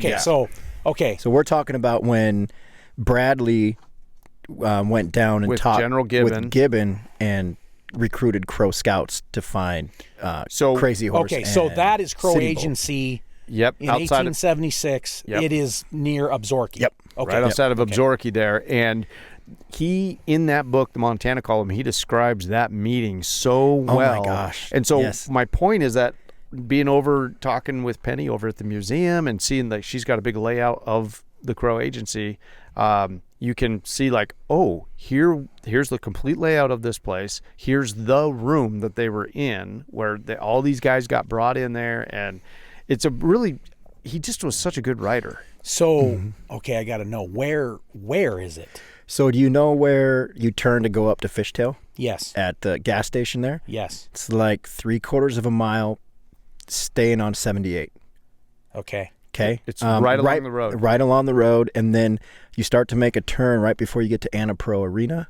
Okay. So in between the gas station and Annapro, if you look towards the river, there's actually an interpretive sign there now. There is. And there's you can see 3 different foundations from the old Crow Agency. Okay, so there is. Oh yeah. Yeah, and when they redid, I've never seen them. Yeah, I know. How do you not see them? You drive by them. I know. I've seen the little interpretive sign there and everything, and then, but I haven't actually seen. But when they redid Highway 78, gosh, I can't remember how old I was. They brought a study down from MSU. I want to say they did it in 2011. Didn't they do one too? They dug up a bunch of stuff. Yeah, because they were redoing the highway. Redoing the highway. Okay, this was a separate thing. Yeah, they were redoing the highway, and so they brought in a team from MSU to go through and recover artifacts and stuff, because the highway goes right through the agency. Yeah. When you read General Bradley's journal, and he talks about where the teepees were, where the horses were up on the hill, you can sit there on the road where the interpretive sign is, and you can exactly see where the pasture was for the horses. You can see where all the teepees would be. I mean, it's cool. Same type of deal. He's talking about thousands of horses on that hillside. Yeah. And just hundreds and hundreds of teepees along there. And so now I've got family friends who have been here since Crow Agency was here, and they've found burial sites along the Stillwater and along the Rosebud up in the cliffs. And they found burial sites from where Crow, essentially the Crow, had burial places up in the cliffs along the Stillwater. And there's names like Wiluna and Nemjidi. Those are 2 lakes up on the plateau behind Mystic. Those are both. Oh, wow. Those are both from Crow. So like how this area how the Crow came here. Well, Luna and Mjidi were Crow people that hooked up, and then they died, and that's what made the Stillwater so rumbly and it's fast and stuff Some of like their that. legends. Yeah, it's cool. But those are named after. There's like 4 lakes up there that are have Crow names up there, and it's so cool. And I get to drive all this every day and see it every day. I ain't gonna lie, dude. I'll sit here and I'll have a snack or drink some coffee or something when I'm on the road, and I'll be just like, you know what this was like 100 years ago, and dude, I geek out on it all the time. Oh, yeah. You got to get a drone up in the air, man. You got to be carrying a drone with you and getting this up there. Well, I can't be doing that when I'm working. Come on now. You're I'm supposed to be going from school to school to school, training. Right? Yeah. But yeah, it's, then you look at some of the old schools around here, the Fishtail School, there was the Absaroka School, the original school that's down by Hawkins Park, and that was all around that same time period too. So, wow. And then we have Indian battles that are around north of Park City, and the Nez Perce went right through here. I mean, yeah, I know there's so much. It's so pretty much. endless. Oh, it's I mean, and you can even get into the 20th century. Yeah. You have Riverside Park south of Laurel. That was German prisoner of war camp. Mm-hmm. Yeah, that's pretty. All wild. those buildings, the Rifle Club, JC's, that was all built by German prisoners. They load them up on trucks to go pick sugar beets. Yeah, I was over by where Oscar's Park or Oscar's Dreamland used to be. And so many people around here don't even know that. Like, yeah, and then you have them staying. Yeah. I mean, what do they have to go back to? So then you're staying, and then you have a large population of German folks that are sticking around. Of course, growing up in Laurel, I don't know if there is, the connection to, but you have like the Herbs Fest. That was this huge festival. Man, that town was lively back then, and they had, I can't think of his name, but I don't know, you guys, the Lawrence Welk show was huge. I remember watching it in syndication with my mom. She loved it. my grandparents were all over it. And yes, and I can't remember his name, but he played the accordion. Anyway, he was like the grand marshal at the first one of this Herbs Fest. Anyway, I'm sorry, I'm getting off on a tangent, but yeah, I mean, there's things of more recent that is just. I've never It's been all to, over. It's all over, and it's just it's right here. Yeah. I've never been to like a good museum in Billings. Is there any just good museum in Billings? I know there's the Western Heritage Center. I've never been to it. Is that considered like a museum, or what is that place? Oh, absolutely. It's been a while. Look, before I moved to Florida, I had never been to the Moss Mansion. I had never been to the Western Heritage Center. I've not been there. I had never been to the Yellowstone County Museum up by the airport. I haven't been to that one either. That's got a bunch of Yellowstone Luther Kelly stuff in it. Does it really? The one up by the airport. Okay. Yeah. That I hadn't been up to his grave. It's all developed now. Nice parking lot and walking trails, and I found that. That was just like 2 years ago that I made my way up there, but. So anyway, when I did go to those places, yeah, it was definitely well worth the visit. Yeah. Yeah. I need to go to that one, I guess, up by I guess I always just figured, I never really have thought about that one up there too much, but I didn't know. It's not very big. Yeah, okay. I just felt like, I don't know, is this some little touristy little thing? But see, and I hadn't been airport? to the Luther Kelly Monument and interpretive area in the last, I was up there when I was a little kid, and it was nothing like it is now. And at least I don't remember it being like that. And so yeah, that's pretty when recent. you told me about it, I'm like, I don't remember it being anything like that. But yeah, he's up there with John I had Johnston never heard for of me. him. Luther Kelly is he's a badass. He is. Yeah, another one that we just don't talk about. No, it's unfortunate. And yeah, I guarantee you ask 100 people in this area between Billings and here who Luther Kelly was, and they're like, I don't know. Right. My I guess the guy that I'm pretty fascinated Wasn't with he a is singer in the 90s? Oh, no. That's Luther Vancroft. Oh, okay, never mind. Is Bill Hamilton from here. From this area here. Well, Bill.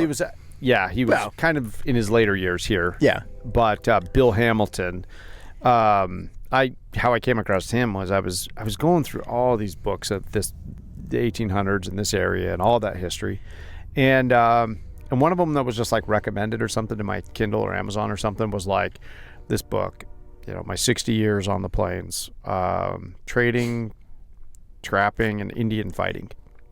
And so I had bought it or whatever, and it was just one of many books that I hadn't really got to yet. By the time I'd gone through a bunch of these other ones, I was kind of burnt out, and I almost didn't read this book. So I was glad I did. I read this one. Fascinating book about this guy born in Scotland. Are you familiar with Bill Hamilton at all? I'm not. So I'm not. I've told this story on here every single episode. So anybody who ever listens to us has to listen to me. Hey, no, I'm...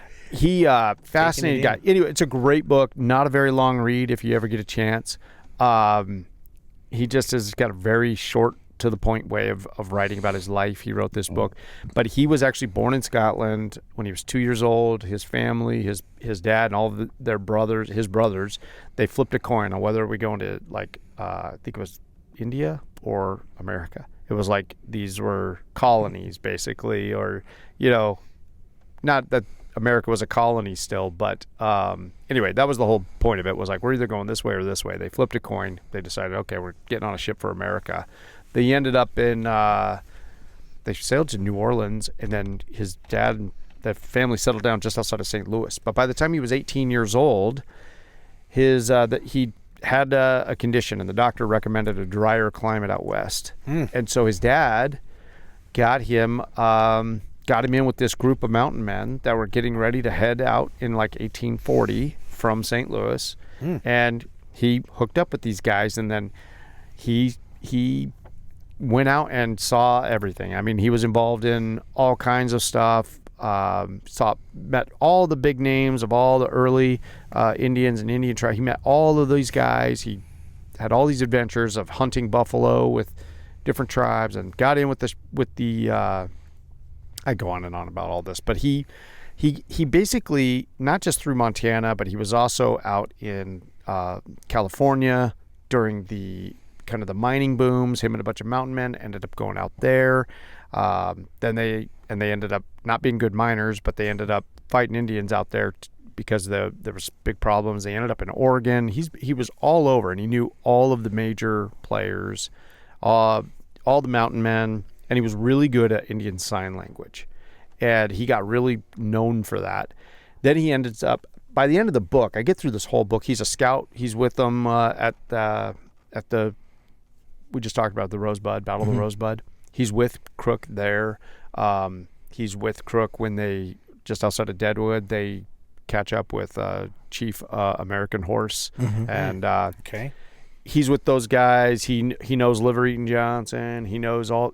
Anyway, and then at the last paragraph of the book, he's like, and then I settled down in Columbus, which at that time was called Stillwater, and lived out my days. And I was like, what? I've never heard of this epic life this guy had. Wow. And that's the only footnote right there. But he kind of gets tired of telling his story in about the 1860s. He starts kind of zipping through it. But his story doesn't really end there. Like, it was, the heyday was the 40s, 50s, and some of the 60s. And he kind of starts wrapping it up then. But he died in 1908 in Billings, and he lived right here. He lived on this street right here. I found where his house was. It's not there any longer, but there's a photo of him standing outside of his house right over here, right along the Yellowstone River. And he was a judge around here. He was involved in all kinds of things. Oh, this is, wow. And he's just this, he was a part of epic stuff before many people were out here at all. I mean, he was a part of these mountain men trapping, they would just go out for years and then, meet up for these mountain man rendezvous. Yeah. He was a part of a lot of like just crazy battles, and he just tells them like they were just like nothing. Let's just like, oh, that's just what we do on Tuesday here. And super good book. Fascinating guy. And he just lived right here in town. That is, Yeah. Mm-hmm. And he knew everybody. And they called him Wildcat Bill Hamilton. Oh, and He was his I can pull it up too. 1908. Yeah, that's when he died. It's when he died. So is he? I he actually buried? You know what? Oh, I don't He's know. buried in Billings. Oh, in Billings. Oh, No, he's buried here. No, he's Bill buried Hamilton here. is buried here. Yes, Bill Hamilton's. Did he speak at somebody's funeral and they're buried in Billings, or was it the other way around? What was that?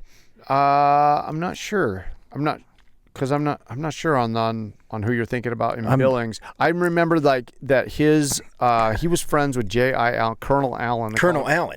Yeah. His grave is right next to Bill Hamilton's over here. So once I found that out and I looked him up and found out he died in Billings of stomach cancer, but that's where I remember. They put him on the train though, and they brought him back to Columbus, and it was a huge funeral. It was a big deal. And the eulogy not the eulogy, but the obituary is fascinating. I can pull it up. I found it on I found full sheet thing written up by Colonel Allen, and it's fascinating. That whole thing is cool. It was in the Tri-County News back in 1908, and then anyway, and then in 1928, Colonel Allen he passed away, and he's buried right next to Bill Hamilton over here, and.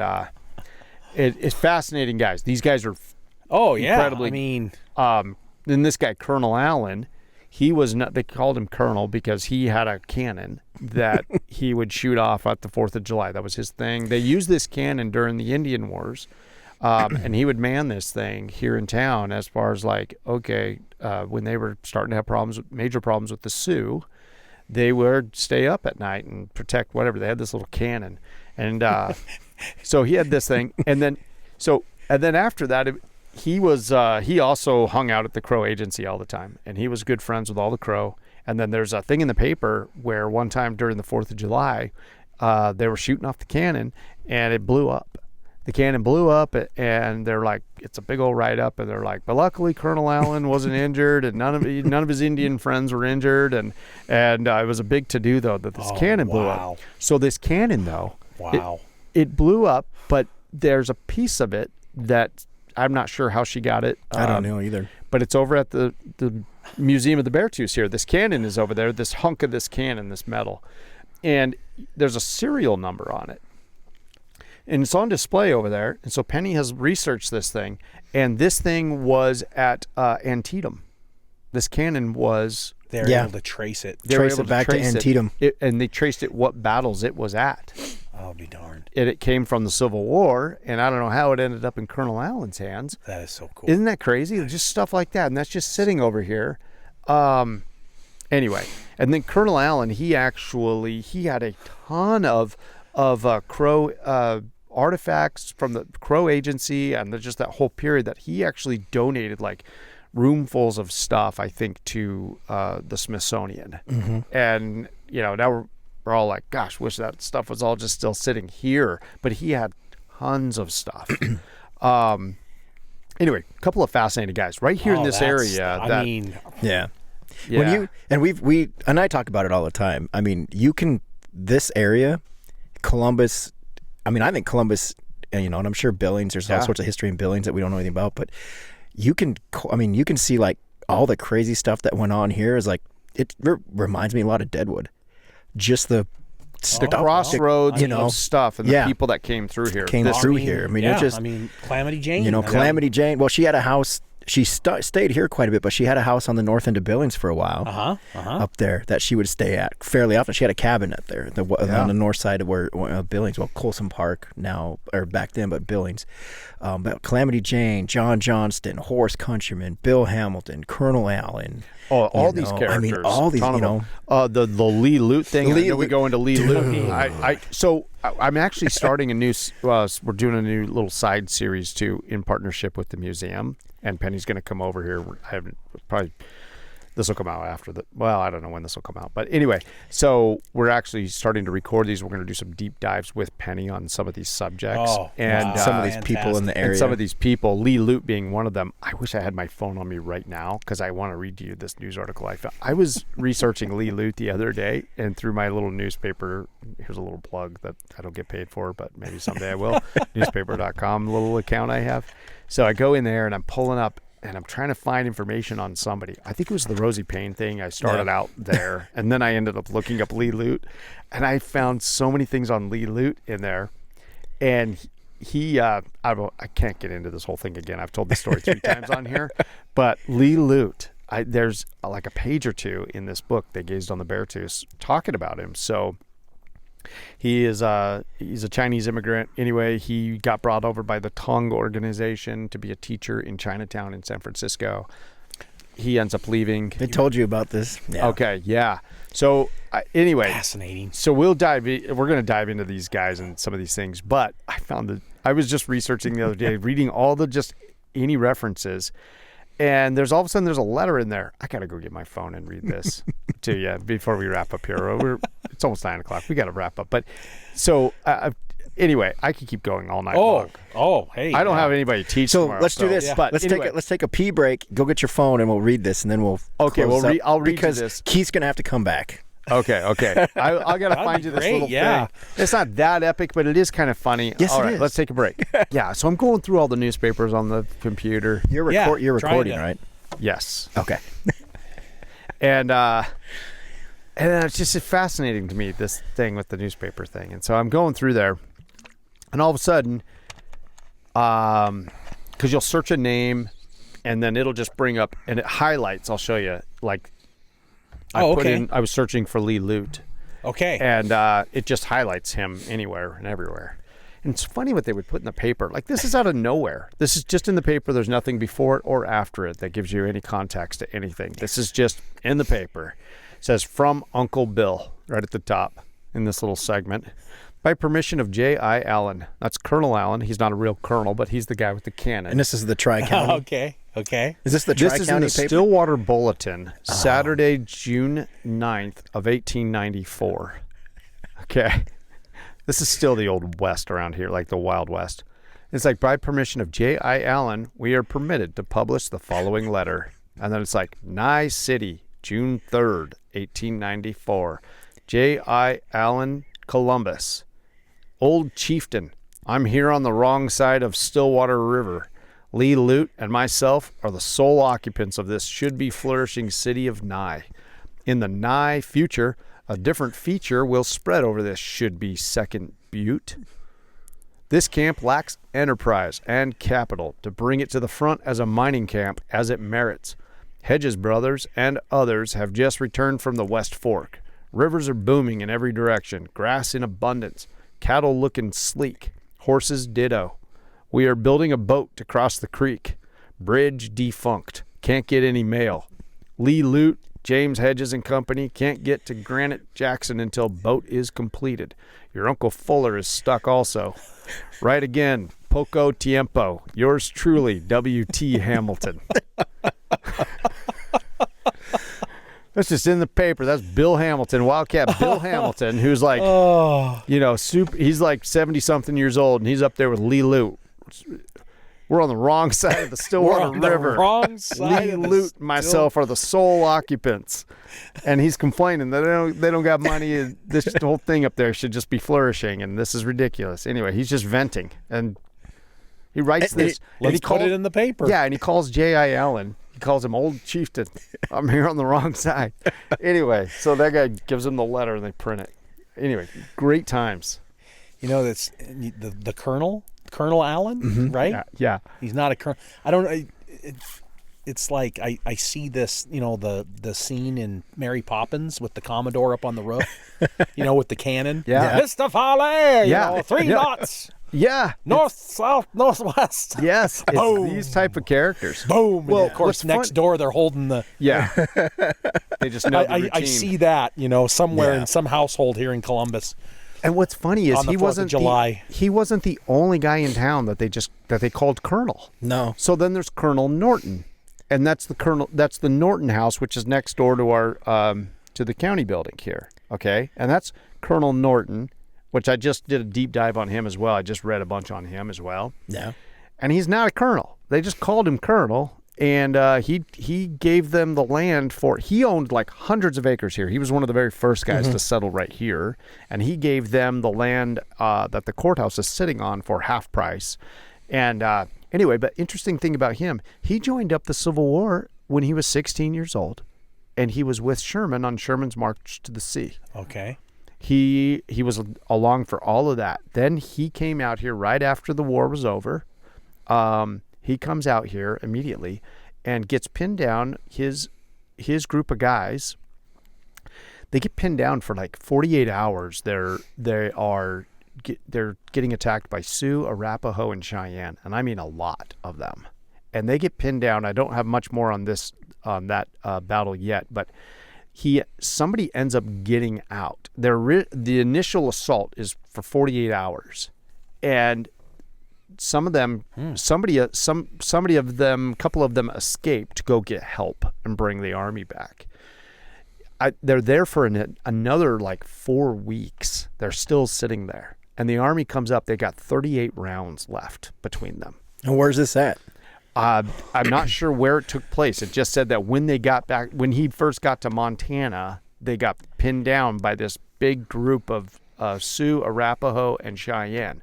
And like I say, it just says, I'll show it to you later, but it basically says that for the first 48 hours, that was the main onslaught. Then after that, everybody hunkered down, and it was just kind of pop shots after that. But they were stuck there for 4 weeks, and a couple of them snuck out to go get help.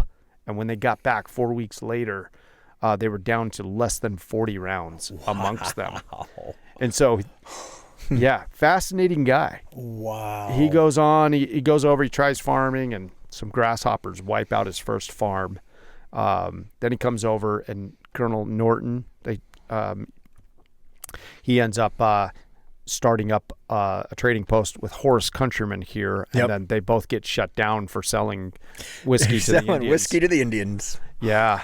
I mean, Bradley didn't like Horace Countryman. No, he didn't. He rode through at that period and just called him basically a whiskey seller or whatever they called him. But Bradley didn't have nice things to say about him at that time. But that's 1876. That's when he and Norton were, and Norton was a writer for the Helena Herald. So when the Custer battle happened, they gave it was Muggins Taylor who was given the dispatch to go and let the world know that he got wiped out. Actually, he was supposed to send it back to the government or to the army or whatever. He came through. Norton rewrote the dispatch, and then he's the one who sent it on by Horace Countryman, I think, took it and went to Bozeman, but the telegraph wires were down, so he had to ride all the way up to Helena so it was Colonel Norton who wrote the first news release of the Custer Massacre. And oh, wow. Yeah. I mean, there's a ton of pivotal characters around here that this was just a major crossroad of just all these. And we don't. Yeah. It's just. Yeah. We need an HBO miniseries, but then we don't because we don't want people to move here over. No, and I'm like I said, so a kid that went to school here, his brother and I graduated together, and he's a few years younger than me, and he ended up going to somehow got into acting, and he's been in some movies as supporting actor and some of these things, but he's been working for the last 2 years on a documentary about this area, and he's pretty much wrapped it up. He's editing right now. It's still going to be almost a year. About a year. Yeah. June of next year or June of June of I was talking to Penny today, not that I'm in the know and name dropping or anything. I literally was asked her about it today though, and she said they're shooting for September of this next year. So, like, to what extent? Like, you say the area. Are we like kind of like Stillwater County? Stillwater County. Oh, okay. But Tim's been doing. I mean, it's been at least 2 years in the works of doing some different things, and that's coming. Yeah, and I'm hoping that we can get a hold of Tim and bring him on here. That's exciting. Yeah, I think bringing him on here to talk about it before it comes out would be super beneficial to help him. And then there's. I don't know if we can help anybody. We just sit in here and give half truths and half information. And no. Yeah. Pick a little bit here, pick a little bit there. Right. No. Which really, that is history. Yeah, it is. It is. I try to be accurate. Absolutely. Definitely. But But then you read, so like then you start thinking, how much of history is just that though? You know, like if you look about the lore of John Johnston, that's all the stuff people know. And 90% of that stuff's not true. It's just embellished stories about John Johnston, when the actual true stuff over here, I mean, is pretty much the exact opposite of what we know of as Jeremiah Johnson, you know, type of stuff. So how much of history is exactly that, just picking out half-truths here and there and I here think and a lot there. of it. I have so you know? little confidence now in like how factual history can really be, because in just my limited amateurish research and what I've found at how many mistakes are chiseled in concrete over at that cemetery, like how many dates are wrong and names are wrong, and like I'm amazed at the stuff that gets chiseled into stone that's wrong. Yeah. And I'm like, that's not accurate. That's like, he's 2 days off. This is like 2 months off, you know, or different little things that you're like, Right. I'm always amazed by that I'm like, oh, there's human error. I don't know. Then I'm like, what about the real big stories that, you know, it's kind of like, who got to tell the truth on this one? Like, Right. Like, you know, the victor tells the story, right? Yes. So what story really got tells the it's it written makes history. written by the victors, right? yeah. So I don't know, there's human error, and then there's just being a dirtbag. So I don't know, but I think part of that's what makes it so damn exciting, is because we now have so much information at our fingertips that we get to look at, like, here's the embellished story, but then you can kind of follow the embellishments and find out exactly what happened. But you're getting it almost like from these 6 degrees of separation, because somebody knows the truth and somebody told the truth out here, but then this guy over here at the bar is like, well, I can make this story a little bit better. So that's the story that I'm going to go with. And that's the ones that usually get, you know, out there to the masses. But I think with all the opportunity we have, like with the newspapers and everything else, that we can look up these things and actually find out more of the actual truth than the embellished stories that get passed down. But Tim, and that's what's so exciting for me about history, is it's just like a never-ending dive of information, a never-ending rabbit hole, or whatever you call it. And also within the embellishment, though, you can find the truth. Oh yeah, and that's because you know, it comes down to intent. Why would they have embellished? Why, you know what I mean? So you know, if you're reading between the lines, you can get a story that is going to be pretty accurate. Yeah. And if you get it from enough angles. Yes, exactly. Yeah, exactly. I mean, I guess it's there's certainly validity there. Absolutely. Yeah. You know. I really want to learn more about like this guy Lee Lute. I'm fascinated. Oh with him. man, I didn't even realize that. I didn't know what a Tong War was. I looked it up, and all of a sudden I'm like, oh, there's a Netflix series based on the Tong War, and it's like based on the different factions of Chinese that were running San Francisco. It's like this action. I haven't even started to watch it yet. It's a good series. Have you started to watch it? Yeah. So he comes out. He's running a laundry, among other things, right? Out here, he was a miner out here, and he had a laundromat here. And then these guys show up to prospecting. These guys show up from to kill him. Yeah. Essentially, yeah. And then he just ends up going back to wherever, right? That's all we know. He goes back to China in 1909. In fact, we do know that much. We do know because several times in the paper, I read several times how they're like, Lee Lute's getting ready to go back to his homeland for a visit. And then that's it. That's all that's in the newspaper, and it keeps on going. And they're like, Lee Lute's getting ready. He's leaving this week. He's going to Helena, and from there he's going to go back to China. And then it'll just be like, and he was a main figure in this community. Like he was a very well-known guy. He was the only laundry in town. He was hanging out with Colonel Allen and Bill Hamilton and Horace Countryman. He was with all these guys. It wasn't a big town. At one point, they're the only ones on the wrong side of the river. They were on the wrong side of the river together. I mean, it's so interesting that, and then there's Wong Toi. So Wong Toi worked with Lee Lute, I think. I don't know what all he really did, but so I have seen a couple pictures of Wong Toi, and Bill Hamilton tells of a story of pulling a prank on Wong Toi when he was fishing in the river. He was catching fish and throwing them up on the ice. He had a hole cut, and Bill Hamilton was sneaking behind him and tossing them over into this other hole so they'd go back down into the river. And so, and it was then I learned from one of those things. I love these markers, the historical markers, right? Well, there's one in Billings, and I found it on my app. I didn't actually go there, but I found it on that little app about Mr. Lee. And Mr. Lee, he's in the story of Lee Lute, and I found him on one of those historical markers in Billings. Mr. Lee, he ran the south side of the tracks. He was a Chinese businessman who owned many businesses, but he also ran the red light district, and he also ran all the labor. So at that time period, somewhere in that range of the 1880s, 90s, 10% of Montana's population was Chinese. And so that Chinese labor that was working for the railroad, it was a powerful lobby. So, I mean, Yeah. they went through Mr. Lee to get the Chinese labor to do what they wanted to do or not do. You know, like that was either going to happen or not happen through Mr. Lee.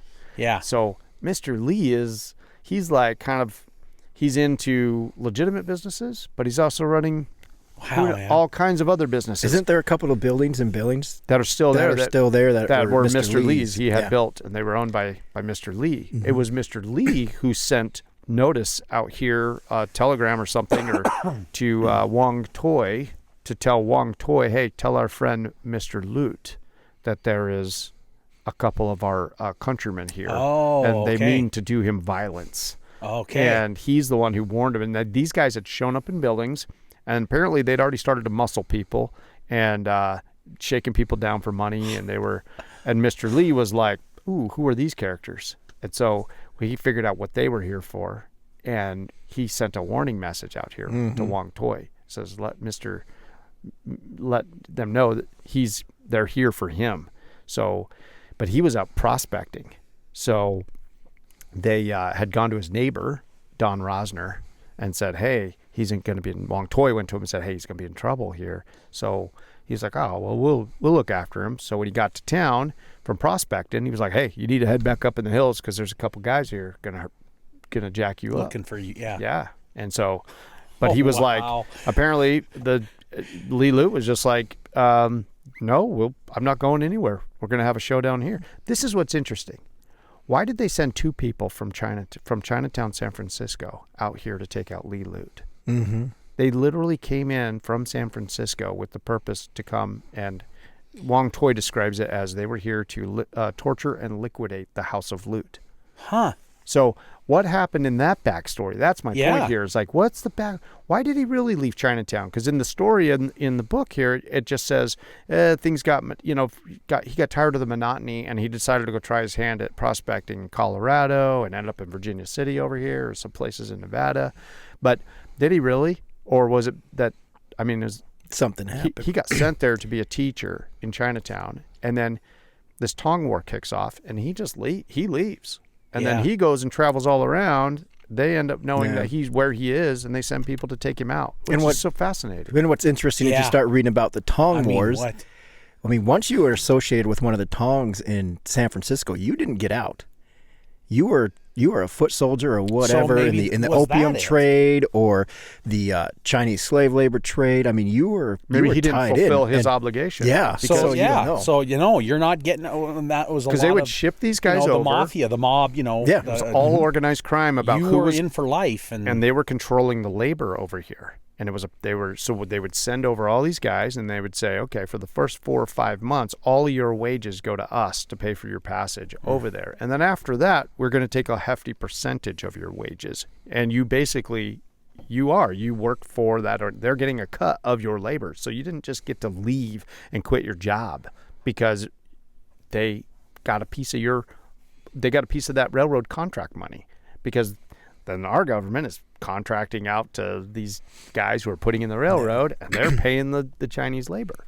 So, so I don't know. So he wasn't on that end of it. He wasn't working on the railroads, but he was sent to teach. And then, I don't know. It's fascinating. I wish I knew all the backstory of that. But here's all these guys are looking after him. So Don Rosner, and he goes and gets a friend named Three Finger Dixon. Now, Three Finger Dixon is, Three Finger Dixon is like a part-time lawman and part-time stagecoach driver. And so Yeah. So he goes and recruits Three Finger Dixon, and he's like, and how come he only has 3 fingers? So there was a train called the Dinky. They called it the Dinky, and it was a little local, like a 3-car local that would come out of Billings and then come Just out bring to you out to out to these outlying areas every day. So every day, Oh, wow. Three Finger Dixon was watching for the Dinky. He was here at the Columbus Depot. Okay. Now, at that time, the Columbus Depot, where it is now, that was the depot building, but it's not where it was at that time period. Okay. That actually got moved sometime after around 1907. It got moved down to where it is now. But before that, it was right here when you cross the street, across the tracks, and there's Napa. On the right-hand side, right there, as you cross the tracks on the right-hand side, that's where the depot was in 1890s, or this happened in, I think, the 1880s. I'm not even sure. But so that's where the depot was at that time. That's the same building. So Three Finger Dixon was there hanging out, watching for the Dinky every day. And then that's when, he said, "Oh, we got him." And they was like, "Hey, what can I help you guys with?" And those guys were like, "Oh, we're looking for our friend. We want to bring some gifts to our friend, Mr. Lute." And he's like, "Oh, I know right where he's at. I'll take you to his house." And then took him to Don Rosner's house. And Don Rosner him and Three Finger Dixon pulled guns on him. And they said, "We know what you're really here for." They had Lee Lute stashed up in an attic. They had a hidden space up there. And these guys got their luggage. And they were like, "Oh, we don't understand. We don't understand. We don't understand what you're saying here." And because they pulled these guns out on him. And they're like, "Oh, no, we don't understand. We don't understand." And so it says Don Rosner fired at a stump that was 50 feet away. And he's like, then they understood real quick. And he's like, they went to pick up their luggage. He's like, "You don't need that." And then so they were taking him out the door when a bunch of riders, Ed Cardwell riders from the Eagle's Nest Ranch outside town over here to the west come riding up right then at that moment. And they're like, "What's going on here?" And they're like, "Oh," they explained it. They're like, these guys showing up here, they're here to hurt our friend, Mr. Lee Lute. And we're not going to let that happen. Anyway, they said, "We'll take it from here." And so they rode those guys out of town west, out to where the Springtime exit is now. There was a siding. So they took them out that way. They took them out that way and sat them out there until they put them on a train. They waited for on the siding there till the train came through. Oh. And they made them get on a train, and they sent them on packing down the way. To Livingston. To Livingston. Okay. So they went to Livingston, and they started to muscle Chinese people in Livingston. And so how do we know? Are we picking them up through the Livingston papers? I don't know. Word just gets back that these guys ended up. Okay. I don't know. I can show you to it in the Bible of this area. They gazed on the Beartooths, and but word gets back. They're in Livingston. They're going along, and they're there's a lot of Chinese labor in all of these towns along here, whether it's the railroad or the mines, all this stuff. So they're shaking people down. And they're just tough guys. They're bullies. Yeah. And so that's happening in Livingston. Then they go on down to Butte, and then it says in there one of them got stabbed in Butte, killed in Butte. Okay. And said that. So anyway, it's just this little glimpse of the kind of things going on in this area, the type of characters passing through. You get the cowboy riders coming in, and all the ranchers, and they got the 79 ranch, and there was a lot of things going on around here that I could keep going and keep going. Oh, but yeah. All these characters are all connected to each other. It was a very small town, and in the paper they're just little tidbits of horse countrymen just got back to town from visiting friends in Livingston. And that's it. That one little line. And then it's just the next thing in the paper. They just put anything and everything in the paper. Because, anything and everything. Because, I mean, all of it, I guess, was news. Yeah. So, Lee Lute ends up going in 1909, goes back to China, and he ends up getting something. I don't know. He died of something within a year. So I don't know what that story is. He did write a letter to his friend, Colonel Norton, said, "Hey, my friend, thank you for looking after my stuff. And, I got here and I'm good," but he ends up dying within a year. So did the Tong get to him? I don't know. But then I did find in 1923 where it's in the paper here and in a paper in Absarogi and they were putting out like a public notice to Lee Lute. Lee Lute, you need to step forward and claim your property because we're going to take it from you. And he'd already passed by this time. Okay. But he still owned a lot here on the main drag. He was like three doors down from where Napa is right now. I looked at the maps over at the museum, and it shows like where his lot was and everything. It's funny. And so then I just found that just the other day. The same day I found that little article on how, here they are in the paper trying to notify Lee Lute to step forward and claim his property because there was somebody taking some action to take it over. So wow, Isn't that crazy? yeah, it's just wild Right stuff.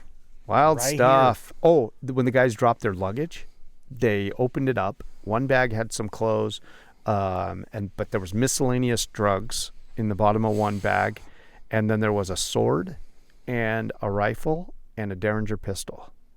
So where did those go? Where'd that sword go? Right. Yeah. Don Roger, Three Finger Dixon. Three Finger Dixon. Find out where Three Finger Dixon lived. Yeah. I need to call your buddy with a metal detector because I know right where Bill Hamilton lived. Oh, yeah. Gosh, can you imagine? I mean, It's fascinating. They got to be around here somewhere, you would think. Some of that Probably stuff. in somebody's attic. Probably. That's also what's weird too, because was, you Or know. was. Yeah. Oh, what's this? Penny was showing me the other 25 day. cents in the garage sale. I shouldn't say I this. know. I'll tell you this stuff later. I can't tell you this. This is her stuff to announce. Yeah. But anyway, things get donated over there all the time, and it's fascinating stuff. She took me in the back room the other day. Have you been in that back room? Oh, yeah. Yeah.